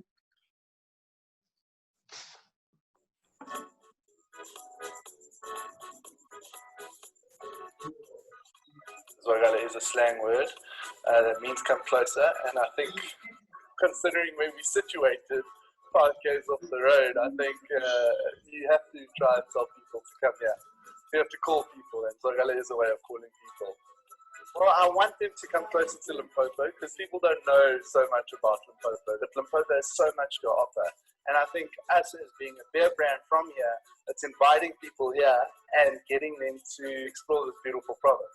It's got so much to offer. Cool. Who do we have? Luca, do we have you on? Yes, I'm here. Tell us, why should we come see you? So, hello everyone, and thank you for all the beautiful presentations. Well done to everyone. So Zwakala, we are situated in Limpopo, and you guys should come here if you want to have a really authentic experience of a place that's isolated, which is the key word, in the middle of Mokuba's cliff in this beautiful place.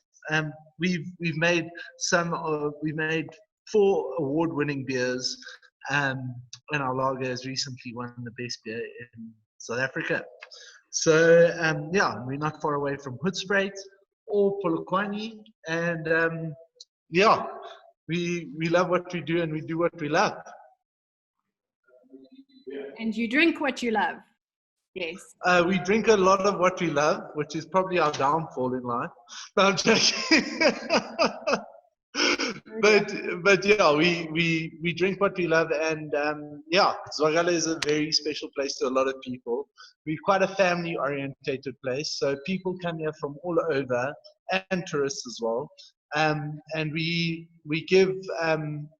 offer an experience for families, for couples, for anyone who wants to just get away for the whole day.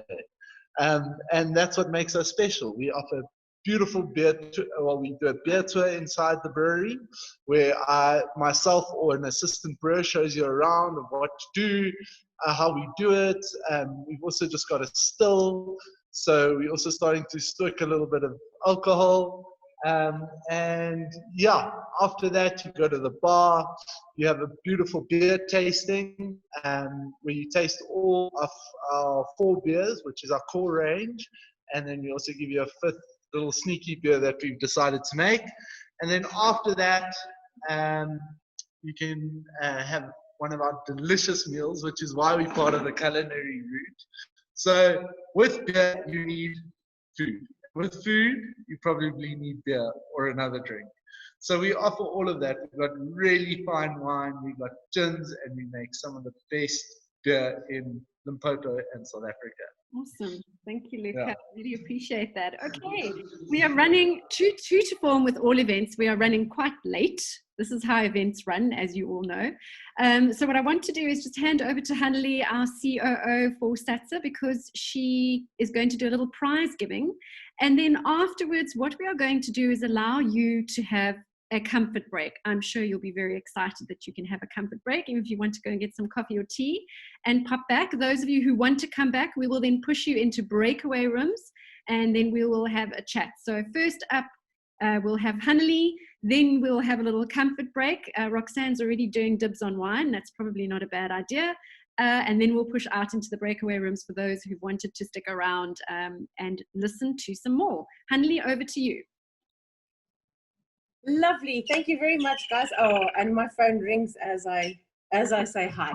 But there is a reason I am actually wearing the safari hat, and that is because I am going to draw a prize. Well, actually 2 prizes. Thank you very much to Paul from Marriott the Ranch, and to now I must remember nicely. Sorry, Cindy C.D. Walker from Mabula Game Lodge. So firstly, out of the hat, I'm just going to shake it a little bit. I've got, well, so my screen is not showing very nicely, but you guys will trust me that I've drawn 2 names out of the hat. The first name, and I hope that people are still online. If they are not, they will get their email in any case tomorrow. Udette from Royal African Discoveries, and you have won a 2-night stay for 2 people at Mabula Game Lodge. It's accommodation, 3 meals, and 2 safaris included. Woo woo! Oh, Odette, I hope you're still here.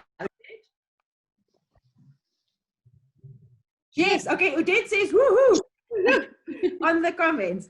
Okay, and then the last one, and Paul, thank you. Can I just also say thank you so much for the wonderful work that you guys did. I was incredibly emotional when I watched those people, the South African citizens from Wuhan coming back to South Africa. And obviously the stuff that you guys did, it's a very emotional thing for all of us. So in any case, wonderful work for that. And thank you so much. Giselle from Highline Tours, you have won yourself compliments of Protea Hotel by Marriott Ranch Resorts, 2-night stay in a 2-bedroom self-catering chalet overlooking the golf course, which sleep 4 adults inclusive of breakfast. You get a drive, a round of golf, and a back and neck massage. Now this is really, it's like worth 10,500 rand. This is the stuff I want to do after lockdown, but friends and family are not allowed to enter the competition. Sorry for you, Han. You guys got that. It looked like I froze a bit. No, it's all good. We'll live vicariously through the 2 winners. Well done, guys. Congratulations. And thank you so much to those of you who gave us prizes as well. So let's take a quick comfort break. Can I have those of you who still want to go out and do breakaway rooms back at 5 o'clock? So we're going to push breakaway rooms at 5 o'clock.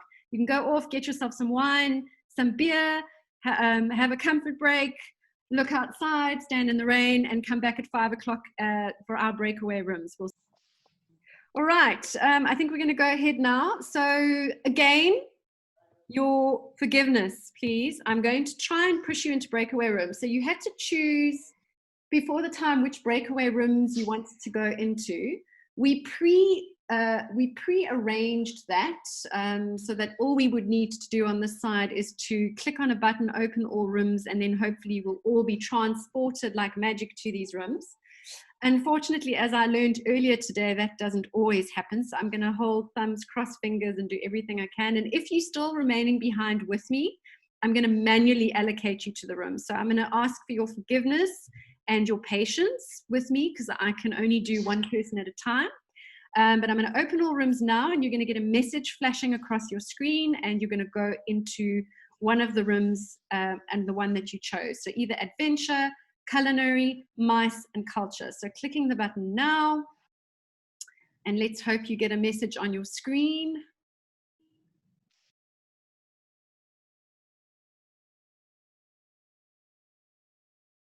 But we still have the Leesdorp one, which could be a nice picnic stop when you're en route to or from Kruger or wherever.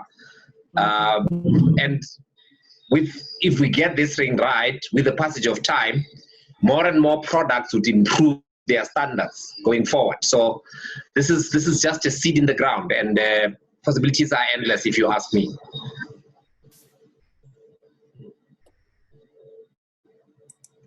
Fulu is coming as well. Another Limpopoian.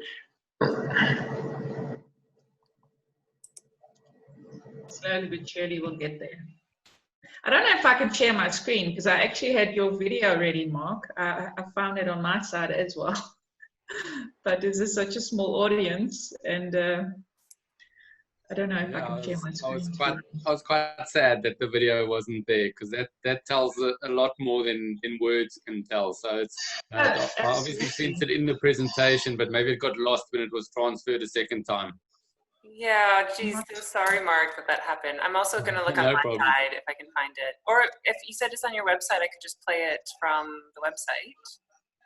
Yeah, I've also got it ready. I've got it ready. Yeah, Evelyn, if you can share screen, maybe play it. That would be great. Yeah, while we Short, wait. even if you play a minute of it, just gives a sense of the as I say, the beautiful sort of natural resources. See if I can do full. Yeah. Oh, clever, well done. Where is it?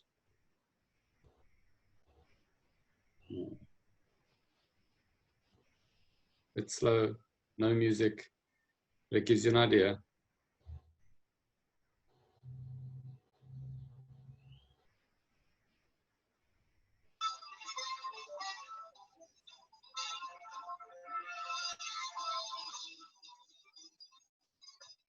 What's happened?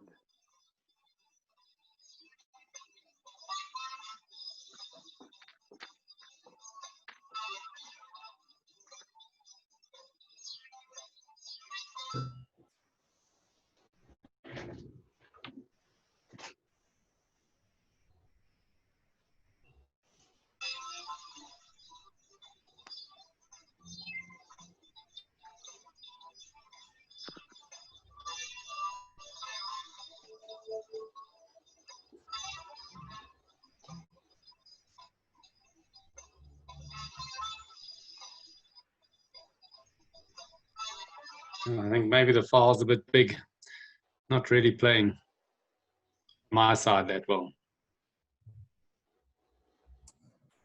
Tend to find it might be playing normally, but it just looks like it's skipping across for us just because of the internet connection. Okay. Looks beautiful though. Thanks.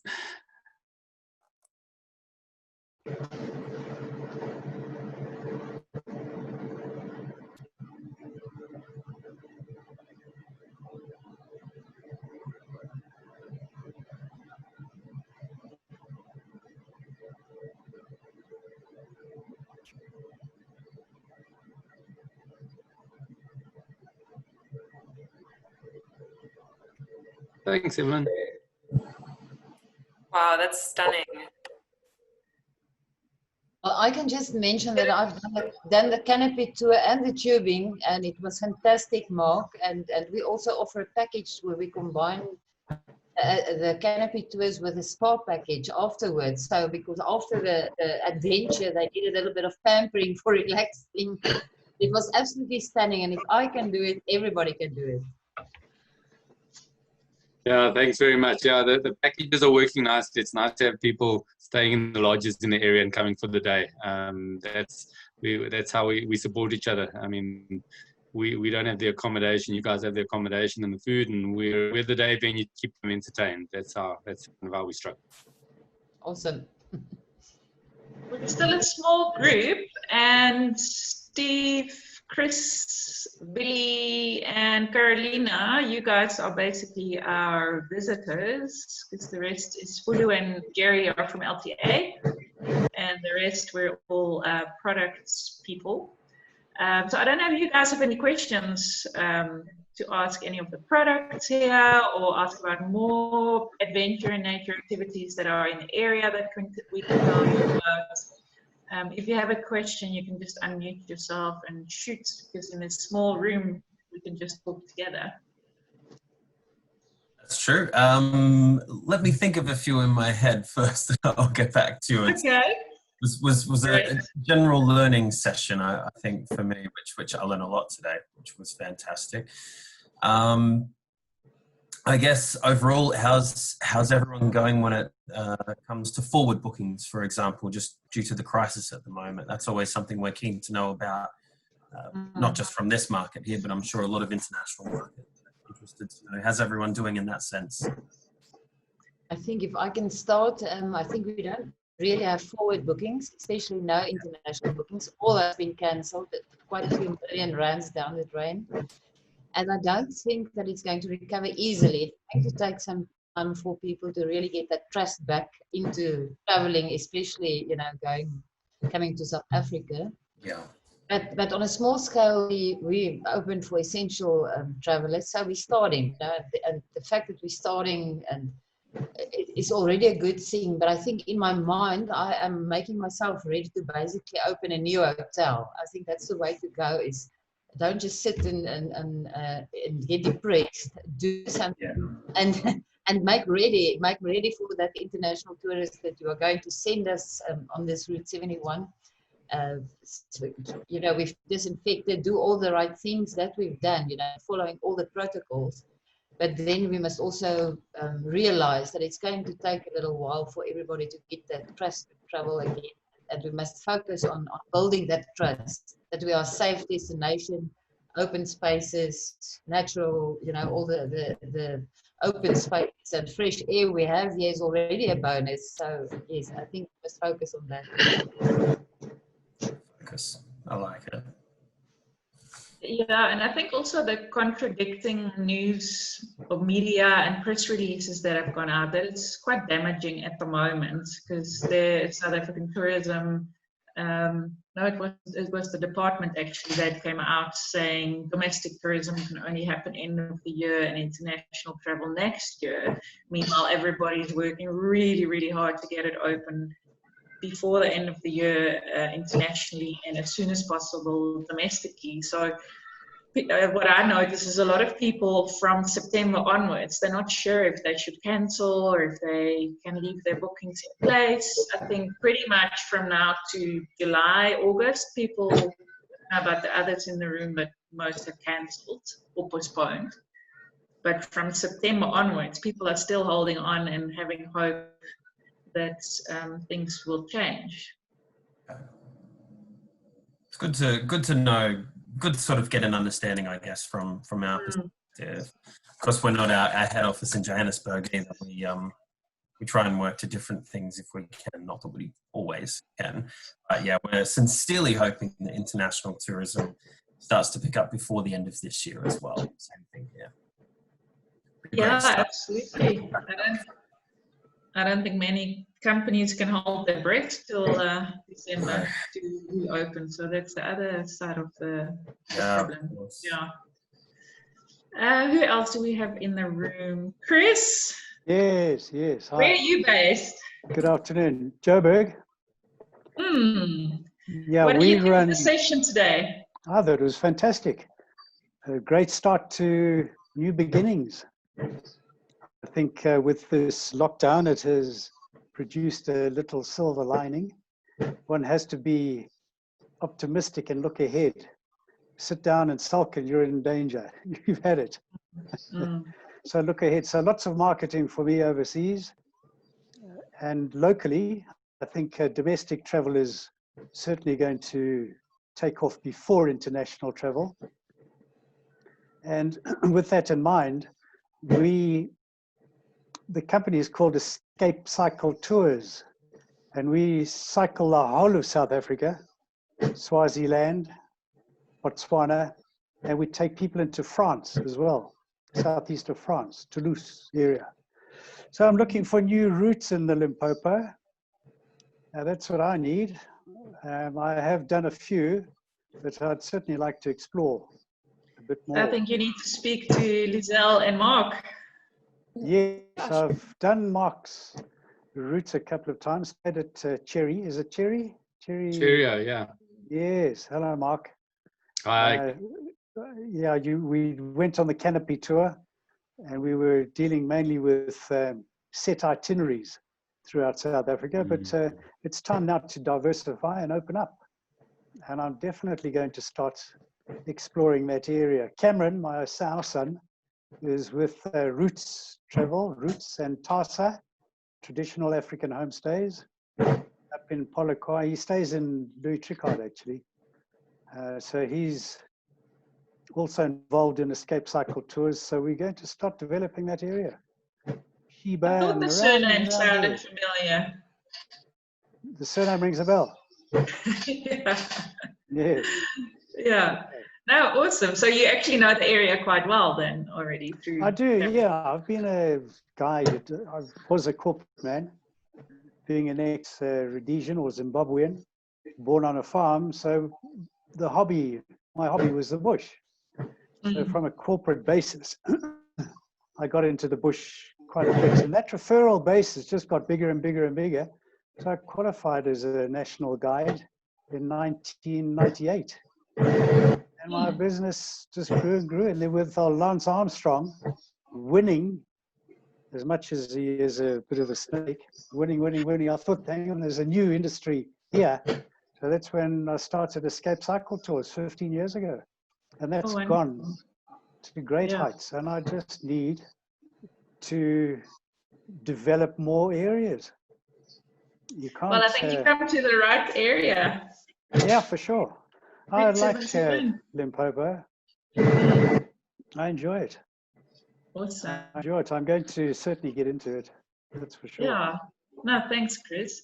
So I need. Willie, Willie, you can unmute yourself if you want to join in, because I see a comment from you typed up. But we're a small group, so we can actually all chip in if you want to unmute yourself or know how to do it. No movement. Because Willie says he's from Pretoria, concentrating on small groups and want to bring more groups to Limpopo. We have developed an online brochure. I don't think it has been distributed yet. Steve, Chris, did you guys receive the online brochure already? I don't think so. Not that I'm aware of, no. I do need to speak to Sandy and Lizelle at some stage. Okay, well, Sure. either late after the session or tomorrow, we will be sending you the online brochure, which has got everybody's contact details in that you've been seeing today, plus all the other products that were part of the original fam trip, where we were in real life going to come past everybody, stay over, have meals, do all the fun things over 4 days. So there's quite a lot more products that we didn't have time for today that will be in that brochure. Also on the adventure side and activity side. So that brochure will still come your way with everybody's contact details in it and websites. And excellent. Excellent, great. I need to get into the other room as well. How do I do that? I don't know if that's possible. Well, you could try leaving you should be able to leave this room if you, on the bottom right, it says leave room, yes. But caution, because you'll go back to the main room, and if Natalia or someone else is in there, you in a new room, you might be stuck. Oh, I see. But you could try. Because I'd like to talk to a couple of venues there. Abalana 1. Yeah. It's like a haunted house. If you step into the wrong room, you're done. Yeah. We lose you. Well, what is it now? It's nearly 5:30. Yeah, I'm pretty sure we're going to go back into the main section just now. Oh, are we going to go back there? Or do we Emily, do you know what the procedures is? I recommend it'll be pretty soon. The other thing we can do, because we don't have many people in this room, we could all go back to the main one and just see if there's people hanging around. Yeah. Okay, so yeah, then we all press that leave room button. Yes, okay. Yeah. If I lose you all, do have a super evening. You too. See you in the And other then room. Emily- See you on the other side. Thank you. Be on the other side, guys. Thanks so much.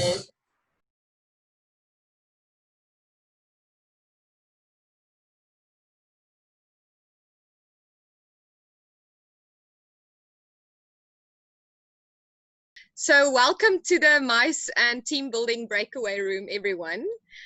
Is everyone enjoying the virtual Mega Fam this far? It's been really exciting. Very nice. The learning curve. Oh yeah, for sure. I must agree.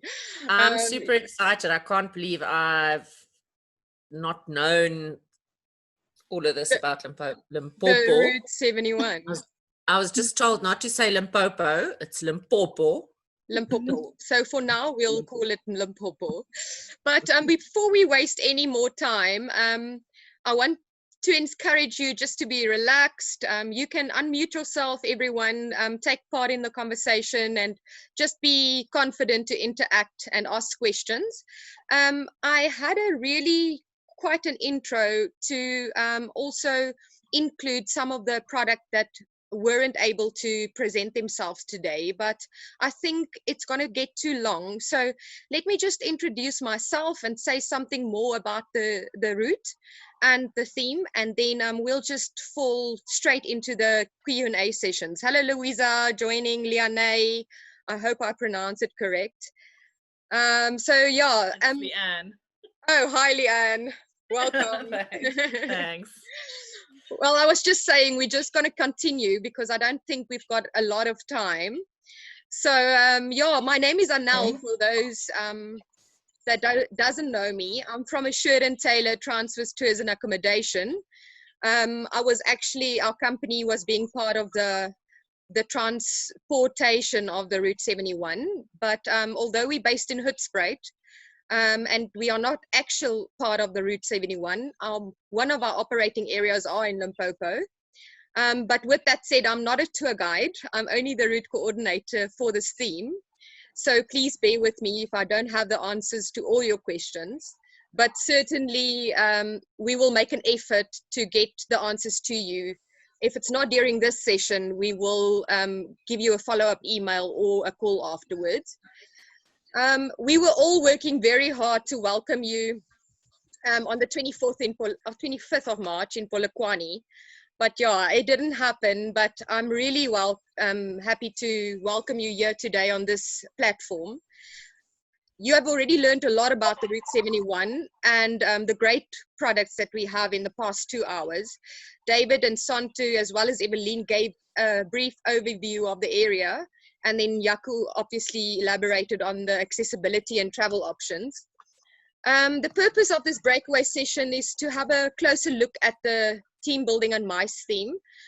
With me was supposed to be Natalia, and she would have administrated the Q&As, but let's just carry on. I'm sure it's there's not a lot of people and I might manage.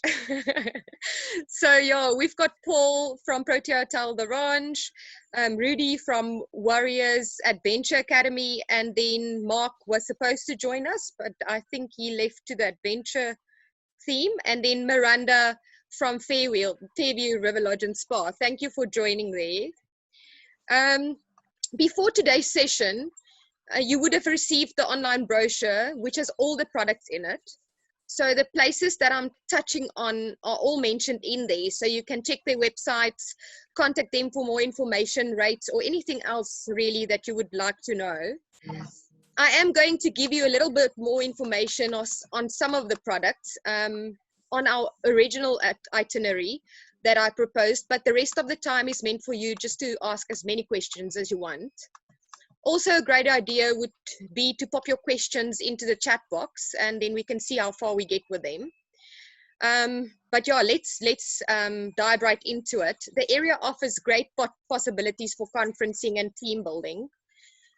Despite not having a large convention center in the region, there are many options to host conferences of up to 300 delegates in one facility, and really build an attractive program with adventure, nature, wildlife, and cultural activities, complemented by good food and great drink offerings, as you've heard, all the different distilleries in the area. All three hubs, Polokwane, Tzaneen, and Phalaborwa, have excellent conference facilities, accommodation establishments, and a range of activities. Airports in Polokwane and Hoedspruit service the area from an accessibility point of view. Airlink unfortunately moved their daily flights from Phalaborwa to Hoedspruit just before the crisis started. I would want to try and share my, I don't know if I can share my screen, but I don't think I'm able to do that. I was wanting to share my screen of the original itinerary that I actually proposed, but yeah, let me just quickly run through a few other of the products if you don't mind. The Park Inn by Radisson jumped in at last minute and offered to accommodate us because the ranch was actually appointed one of the quarantine hotels during the COVID-19 period. This property has an upper mid-scale hotel brand that delivers stress-free experiences, good food and upbeat environment while mastering the essentials. The hotel offers 160 rooms, which sleeps 320 guests in total, and their conference facilities can accommodate up to 120 delegates. Nature's Way Adventure Safaris offers great activities, and we're going to host us for an alfresco bush dinner under the stars in Polokwane Nature Reserve. They focus on promoting the province's hidden natural treasures, vibrant cultures, and its friendly hospitality. Moving on to Mokuba's Kloof Hotel, the hotel was built in 1937, a true gem. An unspoiled setting was chosen for this hotel's location with glorious views. The hotel boasts 63 well-appointed rooms, as well as 3 conference and functioning venues. Tzaneen Country Lodge was presented by Adrie, so I'm not going to touch on that.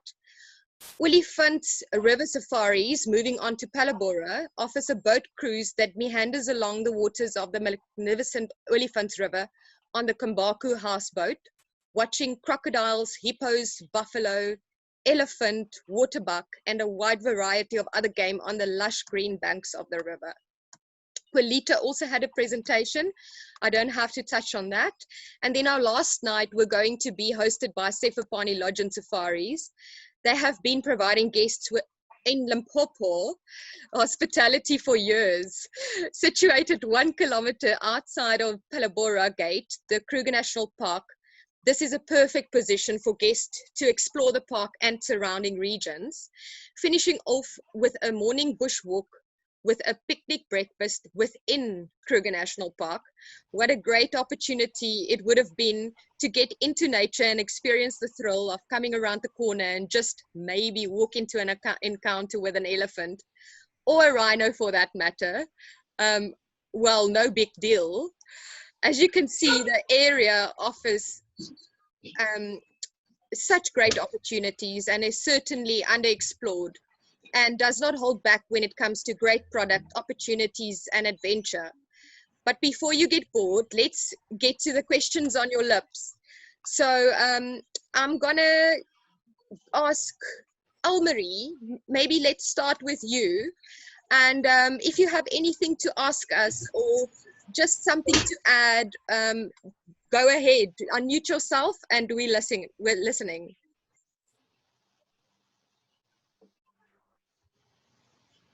Sorry, battle to find the unmute button there, but I'm unmuted. I'm good, no questions at this point. I'm just very excited. Yeah, I can't wait to start selling this area. Brilliant feedback. We have to have. I just want to say, you know, this COVID-19 thing it's been hectic on the tourism industry, but I'm quite excited because I really think that the domestic market is going to grow. And I'm talking specifically about local people. Agreed. You know, I'm excited for when people think of travel, they don't necessarily think of going out of the country, Hmm. there is so much amazing things, so many amazing things to see in our country, and I'm excited to learn about Limpopo. Limpopo. I did have a question now, but now I forget. Anyway, if I think about it, I will put my hand up and ask. No again. problem. Thank you for raising that. I must agree with you. I think we're gonna see so many more opportunities for all of us in our local market, and we're really looking forward to welcome new people to Limpopo. Go for it, Almarie. I do remember. Yeah, I think somebody else actually on the chat group also mentioned it. Just rates for locals. I mean, will there be better rates for locals? Great in general? point. I'm just making a note. Well, I must say, I won't be able to actually answer that question right here, but we will definitely get back to you, and we'll raise that, because I think it's a great point. I think that's a thought that has actually crossed a lot of people's mind during the current season that we're in. Anyone else? I think Leanne, can we unmute you and ask if you have a question for us?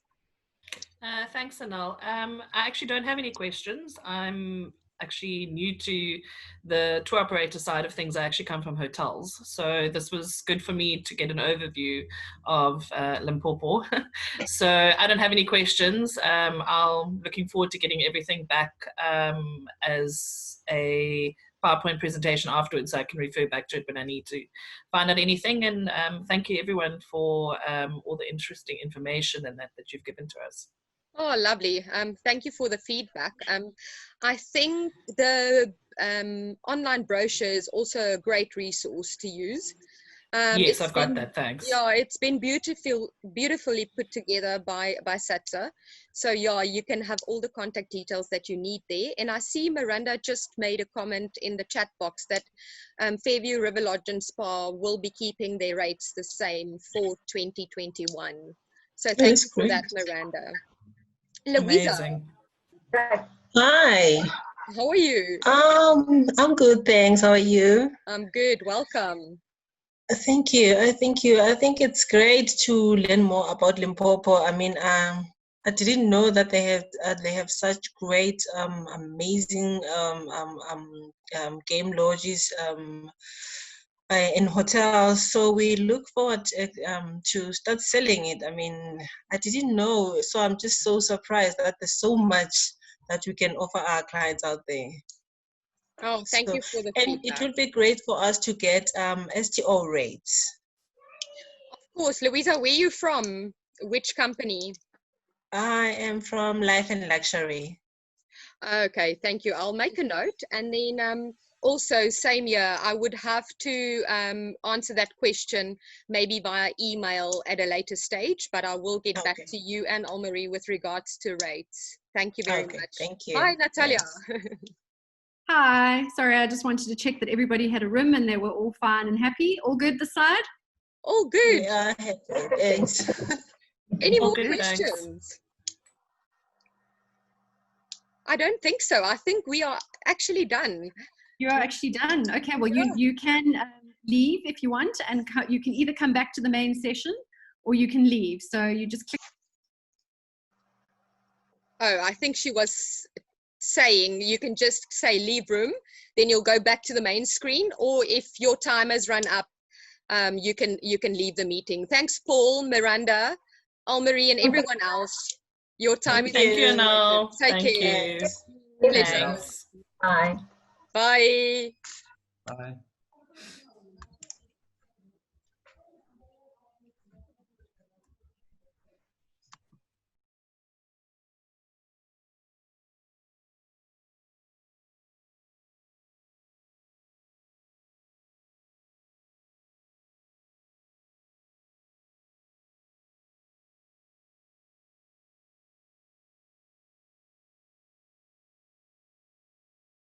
Will enjoy him. He gets on a step ladder to show you what's on the top of his whiteboard. Okay, I will. Hello, Tim. Who are, we've not met. Who are you? This is Lebohang Molefe from SATSA. I haven't got time to fix my thing. I'm supposed to read Lebohang Molefe, but yeah, here I am from SATSA. Hello. Lebo. How's it, Lebo? I'm fine. How are you guys?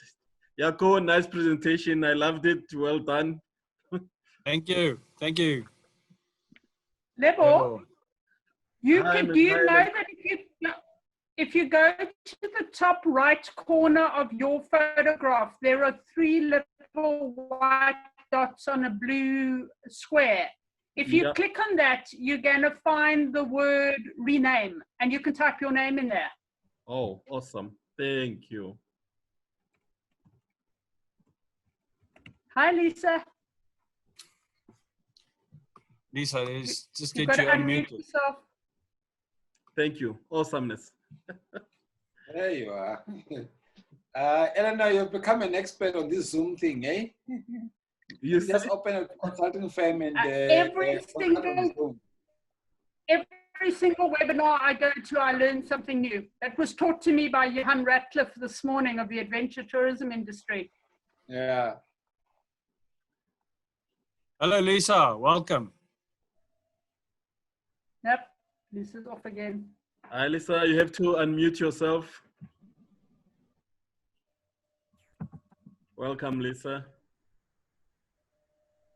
I don't know if you can hear me Yeah, now. we can hear you now. Cool. All right, great. Buddy, I don't know how many more we're going to be getting here. It seems to be sort of filtering in quite slowly. Should we just start with some questions?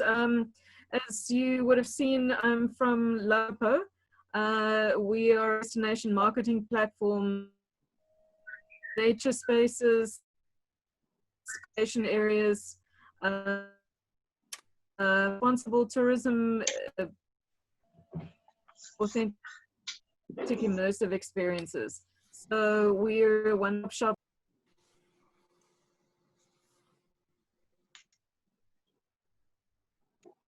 Bye, Lisa. Okay, looks like Lisa might have a comms problem. Jaco, you going to Yes. drive? Do you want me to drive? Yeah. If Lisa, are you back on? There, back again. Okay. Sorry. Cut out.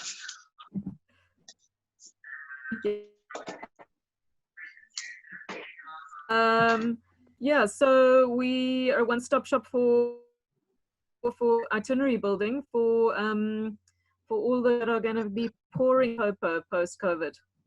I don't know if are you still there? PD and African Ivory root products. She's here. Naraku is here as our part tours. He is responsible for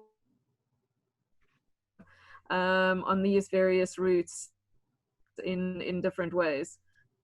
Back again. I don't know if give us a brief summary of the Transfrontier Parks destinations and African Ivory routes.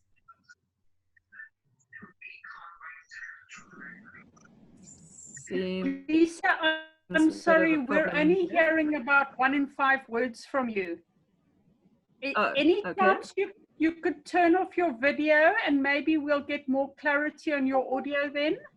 Sorry, No problem. There, I'm coming through to you guys. Yes. Yeah, that's better. Eleanor, do you want to give some information? She wants you to give more information of the African Ivory route and what you have to offer, Eleanor. Okay, so the African Ivory route has throughout Limpopo 7 different places. Each one of them is owned by the local community. The guides who work there are members of the local community. Each one specializes in whatever is special about that spot. We've got those that have special points of cultural interest. Something that Sonto mentioned right in the beginning of the presentation was one of the things that is so spectacular about Limpopo from a cultural point of view is that you have, depending on how you want to chop and change it, between 3 and 6 different groups of people who all live very, very close together. Each is different, each has different language. There are certain similar philosophies, but there are certain distinctly different philosophies. And particularly the Venda, the Tsonga, and the Tipedi people together, you can do a cultural itinerary for your guests that has a different culture each day. There aren't, in practical terms, any other places in South Africa where you can do that. In fact, there are actually, honestly, very few places in the world where you can get that range with that speed, because you have the different groups living together. So those women who make the salt are Tsonga. The women that we saw dancing up at Fundudzi, those are Venda women. And then don't know that we particularly saw, yes, the traditional healer that we saw right early in the video, she is Mopedi. So that variety that you have available is very important for people looking for cultural immersion experiences. The other point that's really important is that there's nothing here that is, no, not nothing. There are a couple of experiences on the Robola Art Route that have been designed to engage tourists. But by and large, the experiences are not made for tourists.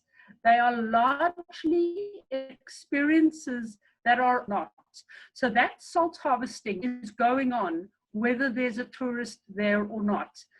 And what's very important about that from a tourism perspective is that that is what provides such deep authenticity. Because when the guest arrives, it becomes very evident from the get-go that this wasn't something that was designed for them. This is something that happens anyway.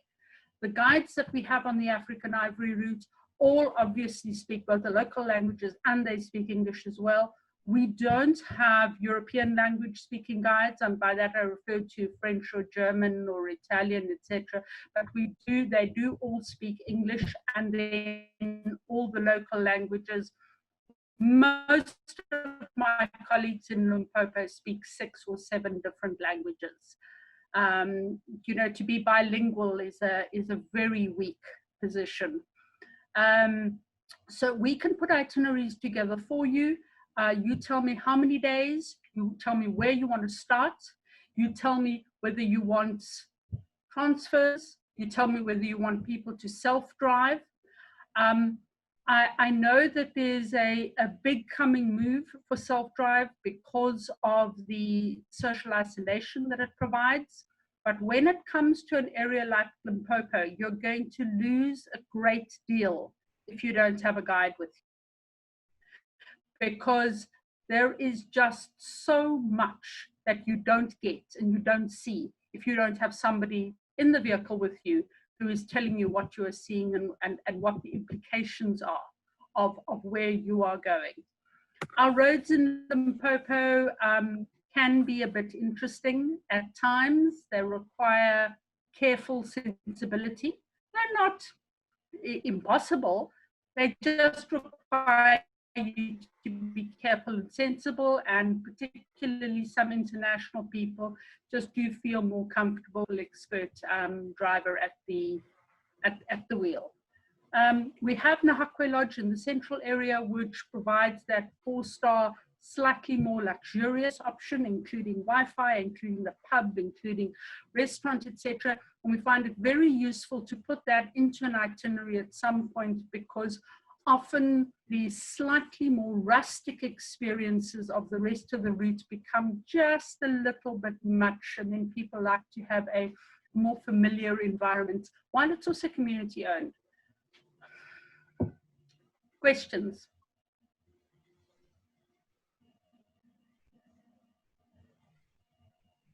No?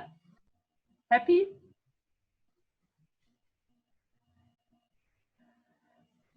Jaco? Eleanor, maybe can we just ask Andrea or Gemma if they could just give us a second or an introduction quickly. Tell us where they are from, what they're doing, and what they're looking for essentially in Limpopo. Yes, hi everyone. Sorry. Oh, go ahead. Okay, I'm from Sabili Eco Tours down in Durban, and I've been very fortunate to visit some of the TFPD places of Eleanor's, and probably the best info you can ever get is from Eleanor. So thank you very much, Eleanor. She goes to town. We are specializing, we host and guide tours, or also do self-drive tours for people predominantly from the European market who are really keen on cultural interactions. And that's why I'm so interested in this breakaway. But as you mentioned, Eleanor, authentic cultural interactions, not the tourist type of interactions. So yes, I know we're very far from Limpopo, but KZN does also offer a lot of cultural interactions, and I think it combines really rather nicely. That's me. Thanks. I'm just unmuting because we have noise in the background. Okay, thank you, Andrea. Gemma. Yes, hi everyone. Hello. Nice to finally chat to you guys. So I'm from Famba Famba Tour Design Specialists. We're a luxury tour operating company based in Johannesburg, mainly focused on very bespoke itineraries. Every client is very personalized to us. So every itinerary we like to customize and make different. And to include in Limpopo is something completely different. And my boss, his name is Valentino Meirati, and he's a culture guide as well as the owner and CEO of Famba. And so culture speaks close to us, and that's why I'm also in this breakout room. And the more you learn, the more you can add to itineraries, and we're always looking for that something different to add. That's why I'm here. Okay, great. Thank you. Maybe Anne, could you unmute and tell us who you are, where you're from? Hi, I'm Anne. I'm based in Cape Town, and my colleague and I, we work with inbound travelers from the Netherlands, and actually mainly from Belgium, from the Belgian or the Flemish market. We do self-drives. I occasionally, guide in the Western Cape, but that hasn't happened yet. I was going to start this year, but unfortunately that's been postponed now. So we have been selling Limpopo for a long time. I think we were one of the first to include some of the areas of Limpopo actually on the Flemish market. So there were no other tour operators who were doing that at the time.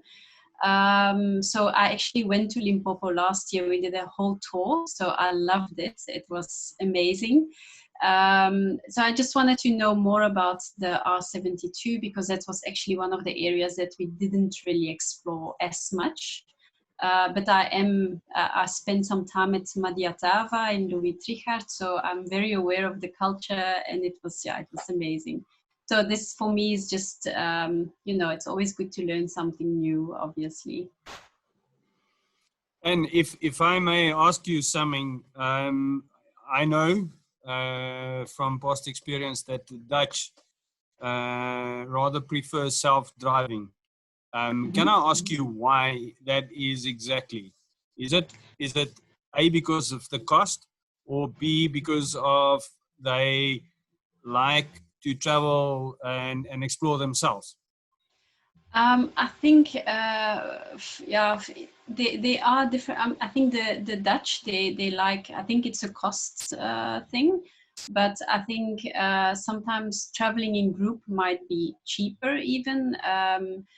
but I think it's also to be in control, you know, to explore. I think it's just, and they like camping. So the Dutch, they sometimes go more basic.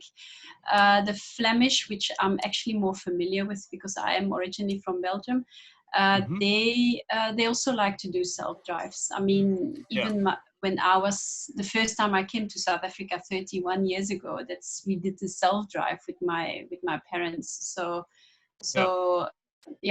I think it's just something we prefer, to be in control ourselves. I understand, and then I also understand why Limpopo can work for them, because Limpopo is actually a niche market, especially if you are a connoisseur traveler and you know the smaller hideaway places. Limpopo is definitely the destination, because I mean, culture, culinary, everything, apart from the normal game that most people come for. Yeah. Thank you. Interesting. Yeah, I do agree that, you know, it might be beneficial to you know, get a local guide like we did at Madiatava. We had one of the guys who took us around on a Venda lifestyle tour. They also do some art tours, and you just learn a lot more about the culture, you know, so that you can really understand, you know, and visit places you wouldn't actually go as a self driver. I think so. Yeah. Okay. I agree. Interesting. Thank you. Welcome. Who else is there? Alistair? Alistair, can you just unmute yourself, please? Okay, can you hear me now? There we go. Welcome. Okay, great. Thanks. Good evening, everybody. My name's Alistair Platt from Cape Town, or Somerset West. Just two things. I've had taken tour. I'm a national guide, and I've taken tour groups up there, one of them with Australians, and I've had a few Australian groups since. And one of the things they always ask me about, I don't know if this falls into this ambit, is stories about Breaker Moran. Is that covered in Limpopo? You know, that's all the old Polokwane and that area. I can. And sorry, and the other, I'll get two questions. And the other thing that's I'm getting more requests for now is traditional plants and the healing and the role of traditional or indigenous plants in traditional healing, which I've read up quite a lot about, and I know a little bit about here, and I know it's around Northwest Province and that sort of thing. But are there guides or what have you that if we ever get that sort of request or keep getting those requests, that we could call on for Limpopo, that we could, you know, get to know about traditional plants? Alistair, I don't know if you can hear me.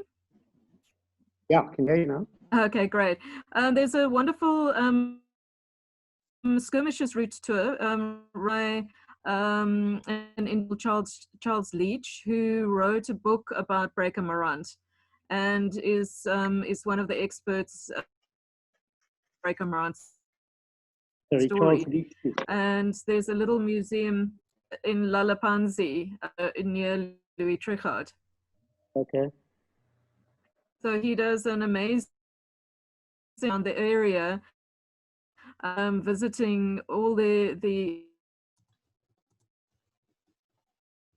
Is it broken up? Sorry. Hello? Oh, our breakout room's about to close. Yeah. Oh.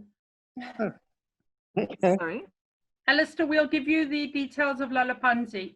Okay, super. Thank you. Like we have to head back. Yeah, bugger. Andrea, Cesari, if you have any questions, let us know. Sorry. Yeah. Ciao, first of all, everybody. Good evening. I'm Andrea. Oh, I'm Italian. ciao, Andrea. So I'm from Italy. I'm most of the time based in Cape Town. And we mainly work with the Italian market, of course. We're a smaller company, Great and I. The name is Insolita Cape Town. And Limpopo is an area that I don't know really very well. And so it was a great opportunity for me to learn a bit more. I signed a lot of notes. I will get in contact soon.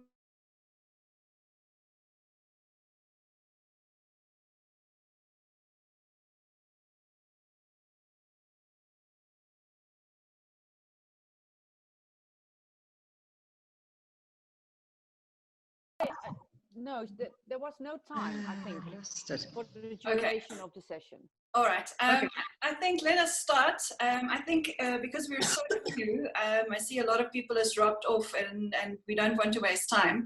So I just want to have us all just introduce ourselves quickly. I know some of you have already done presentations. So my name is Marilda Vigant. I'm the chairperson at the Phalaborwa Tourism Association. And we're at the end of the line of the RS71. We're in Phalaborwa town. So the reason why I chose or got given the culinary route is because I'm terrible cook, but I'm such a foodie. I love the combinations of the food that come together. What can I say? Milk tart is about the only thing I can wrap my head around. So what I'd like to do is perhaps we can just, I know Ian and Lomari and Bridget has already done their presentation, so let's not go there. But Ingrid, if you don't mind just telling us exactly, just quickly where you're from and in like 1 or 2 sentences, what your focus is. Yes, so basically, together with Evelyn, I run Kukumi Safari. So Evelyn is based in beautiful Limpopo and I'm based in cold Cape Town. And we've got a combination of business to business and business to consumer. So agents as well as direct clients, and always looking for off the beaten track sites. Okay, perfect. Yeah. Thank you very much. Melanie, if you don't mind just unmuting yourself and telling us a little bit about yourself. Yes, hello everybody. My name is Melanie van Dijk. I'm the CEO of Africa Golf and Travel, and we specialize on golf trips to South Africa for German-speaking tourists, so Austria, Switzerland, and Germany. I am originally from Germany, but lived here since 12 years, and we are based in Somerset West. Our clients are mostly looking more for luxury travel, so that's why I'm interested, especially also in the culinary side, because lots of the golfers also like to eat very well and to drink good wines and enjoy life. Okay. Thank you. Great, thank you very much. Roxanne, we can't see your video, but if you don't mind just unmuting yourself and quickly telling us about yourself. Ah, there you are. Hi. Hi, Roxanne Harley from Royal African Discoveries in Johannesburg, a DMC dealing with a whole lot of markets, the lovely Indias, the Asian markets, predominantly the Nordics, and we do everything. We do FRTs, we do groups, incentives, so pretty much everything. Okay, excellent. Thank you very much. Is it Maida? Are you there? I work for New World Safaris. It's a language-based DMC here in South Africa, in Johannesburg. We work mostly with South Americans, but we also do work with Germans and those from the United States as well. We focus on honeymoons and family travel as well. Okay. Please just help me out. Is it Maida? Maida. Maida. I'm sorry, it broke up there. Perfect. Okay. Where are you based, Maida? In Johannesburg. Johannesburg. Oh, I'm sorry to hear that. So cold. Okay. Who's left? Harris, if you'd like to unmute your microphone and quickly tell us about yourself, please.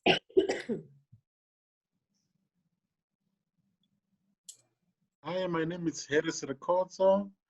I'm responsible for trade relation at Limpopo Tourism Agency. So I'm the main point of entry. Whatever you need from the trade point of view, packaging, you have me. I'm available 24 hours. Thank you. I'm gonna take you up with that. Love you, Aris. Thank you very much, Mr. Khotso. Okay, Thank you. I just want to do a couple of things quickly. Is there any questions that you have to the products that we can handle quickly? Is there anything specific? Anyway. I had a question just with regards to capacities for the craft distillery, for the gin and whiskey, for like incentive groups. What are the maximum numbers that you can take at any given time? I'm going to interrupt there before you answer, Lo Marie. I thought she was going to ask, what is the maximum amount of drinks you can have at a time? To answer your question, what we do is the premises can handle between 15 to 30 persons in a session. The session normally, if you just do the normal tour, it's normally an hour. But if you start putting in packages, then it can be a little bit longer. For instance, if you do food pairing or photo sessions or so forth. What we do with very large groups is we break them up. So you can speak to Marilda. We basically rotate them in the area. So one group will go and Marilda, just help you do. Okay. Yeah. So what's also in the area, which is very close to each other, Phalaborwa is a very small town. So we've got the Marula company that does the Marula soaps and things. There's a little tour that's there as well. And then there's also cultural tours that's in the area as well. So if you've got a group, especially if they're staying at one place, it's very easy to actually rotate them to where they need to go. Yeah, and we've done it very successfully. I think the people then get a little bit more personal attention, and they basically, how can I say, they don't get tired. You know, they like hopping the bus all over the place, and nothing is the same. So it's like a full-on experience that they're getting. Okay. Great, thanks. Any other questions? Okay. Sorry, one more from me again. Sure. It's my last question. Okay. Abalana, Ian, I just wanted to know, I realized that you do horse riding, so I'm assuming you are not a Big 5 game reserve. Is that correct? No, we're actually a Big 5 reserve. Okay. And Tamlin Whitbread, who's our experienced guide, she helped write the FAGASA guidelines for horseback safaris in Big 5 areas. Oh, but wow. we're very cautious and we're very careful. We don't actually go and look for lions. If we know lions are in an area, we will avoid lions, okay? But for most riders, it's a lifetime experience, a bucket list experience, to go and just ride with giraffe or zebra or impala. And the scenery down at Abalana Safari Camp is spectacular just from a scenic point of view. So people just love getting out there and riding, and it's just a great experience. Yeah. Thank you. Sorry, I've got a question for you as well, Ian. Basically, you've got a lodge and you've got a separate section you mentioned with tents. No, we've got a game reserve, and we have two accommodation facilities on it currently. One is the Abalana Safari Camp, which is the tented camp, and one where I'm sitting right now, which is Abalana River Lodge, which is a fully fledged deluxe lodge. Yes, and the tented camp, is that also for walking safaris? Correct, yeah. We either do walk-in safaris or we do the horseback. We don't mix the two. Yeah. Nice. Okay, wonderful. Okay, good. Thanks. So if you remember when Ian did his presentation, you'll remember he mentioned South Gate, which was on the R40 towards Hoedspruit side. So the safari camp is closer to that area, where the main lodge area is on the R71 area. So definitely pop in on their website and go and have a look so you can see the two different ones. And yes, just to reiterate what Ian was saying about Tamlin, she's been doing horse trails in many, many different areas for a very long time. And it's a really quite she's got a fantastic fashion page as well. So I'll pop on their Facebook page and you're going to see it's actually the kind of stuff that makes you green, to be honest. And I'm not even a horse rider. All right. Any other questions? Ian, I just wanted to know, do you guys have any rooms for families? We have at River Lodge, we've got 20 suites, and there are 7 suites where we can take a triple or a quad.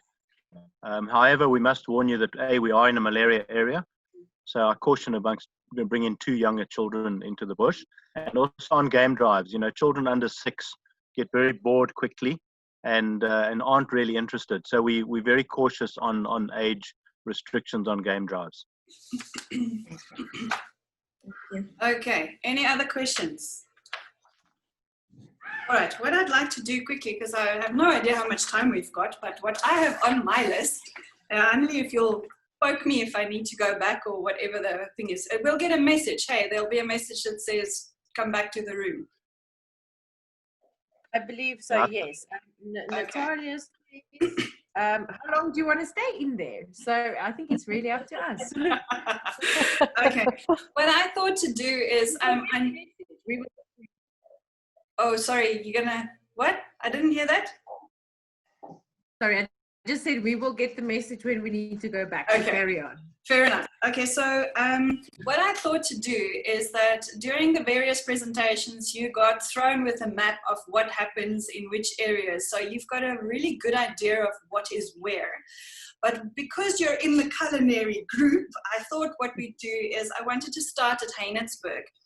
And I specifically wanted to highlight the areas that we would have seen if you had come to visit us in Limpopo before all hell broke loose. So if you would like to open up your brochure as well, I'll give you the page numbers of where the various places are. So you'll forgive me if I look on my paper while we're talking. So in Heinetzberg, where we started, we would have started in Polokwane, and from Polokwane we would have gone to Heinetzberg. That's about a 30-minute drive, a little bit more than 30 minutes. So it's actually a very pleasant drive going to Heinetzberg. In Heinetzberg, there's, as Evelyn mentioned in her presentation, about 7 small little restaurants. And put the idea of a big restaurant out of your mind, throw it down the drain, because you remember that Sandy also mentioned there's 100 houses in Heinetzberg. It's a village, it's a small little village, and all sorts of interesting things happen in that area. I think you've got a really good idea of the people of Limpopo from the presentations that you've seen. And if you haven't met us before, I think you've got a really good idea of the creativity and the energy that we have. And Heinetzberg is definitely a very unique kind of place with that. So in Heinetzberg also twice a year they have several kind of festivals.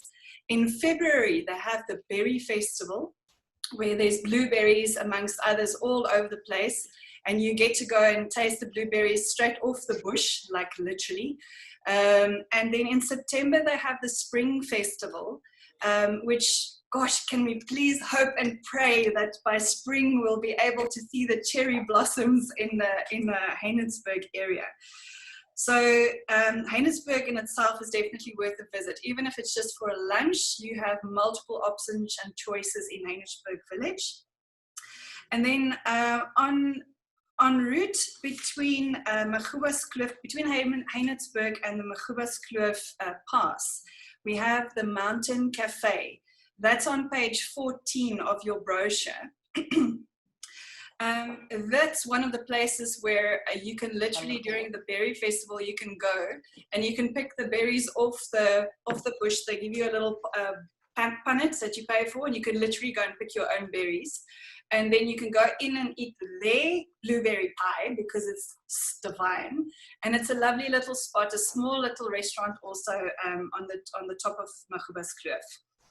Then Bramasole Guest House is on page 9 of the brochure, which has luxury accommodation, and it's a unique experience. Every single one of their rooms are uniquely themed.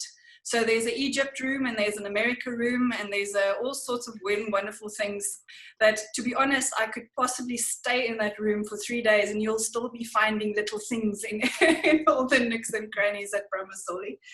They have self-catering as well as bed and breakfast. That's on the website there.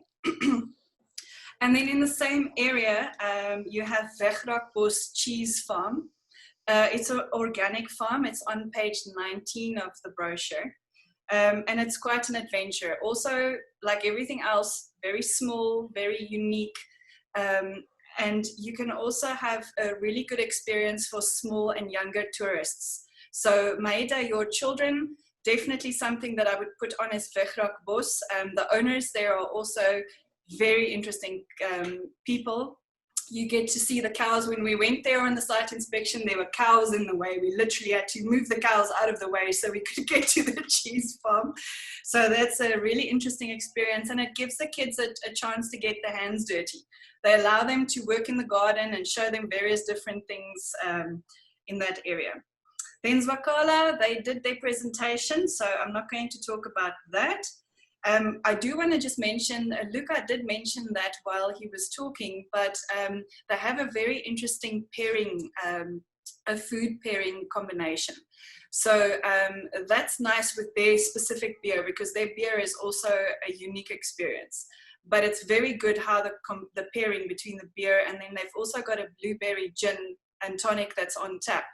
And they've made sure that their pairings are done properly. I know, Maida, did you see that? The on tap.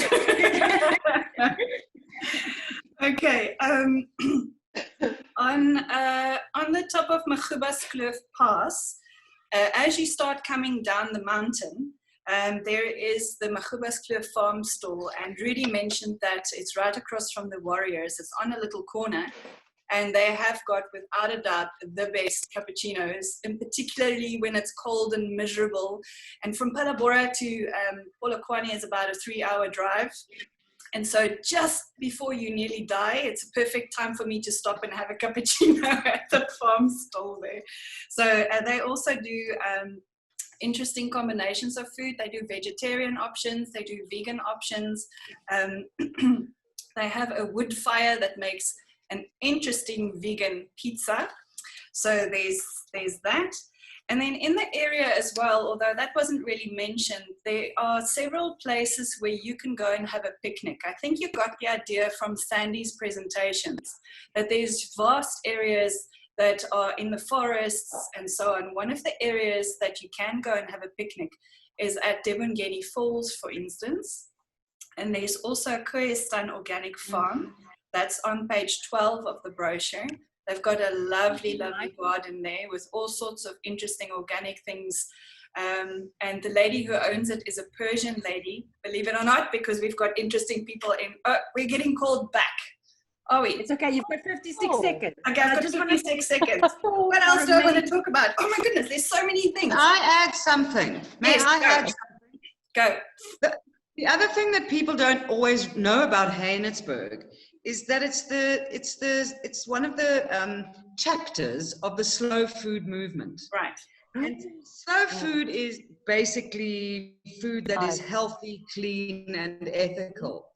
So it's not necessarily vegetarian or vegan, but it's regional traditions, it's slow food, it's gorgeous.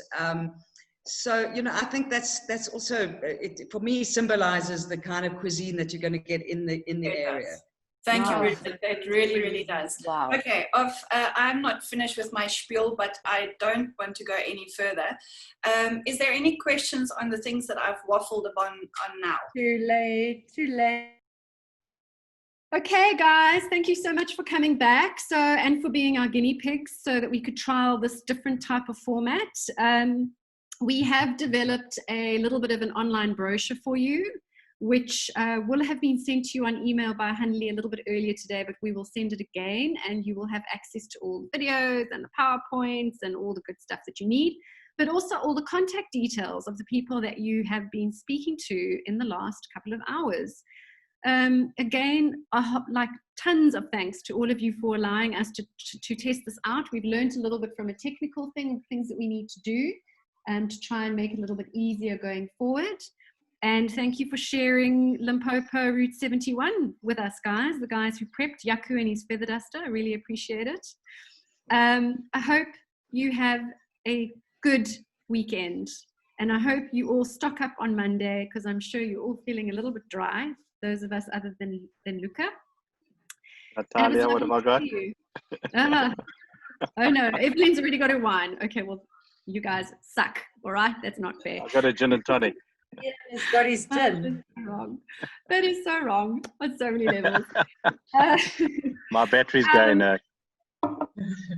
And we would love some feedback from you on the actual running. So if you think there's a different format that you would like to see or any other feedback, really appreciate it. Great to have you all here. Stay safe, stay strong, keep selling Limpopo, keep selling Route 71. We'll see you on the flip side. Cheers, guys. Bye. Thank you. Bye-bye. Bye, everyone.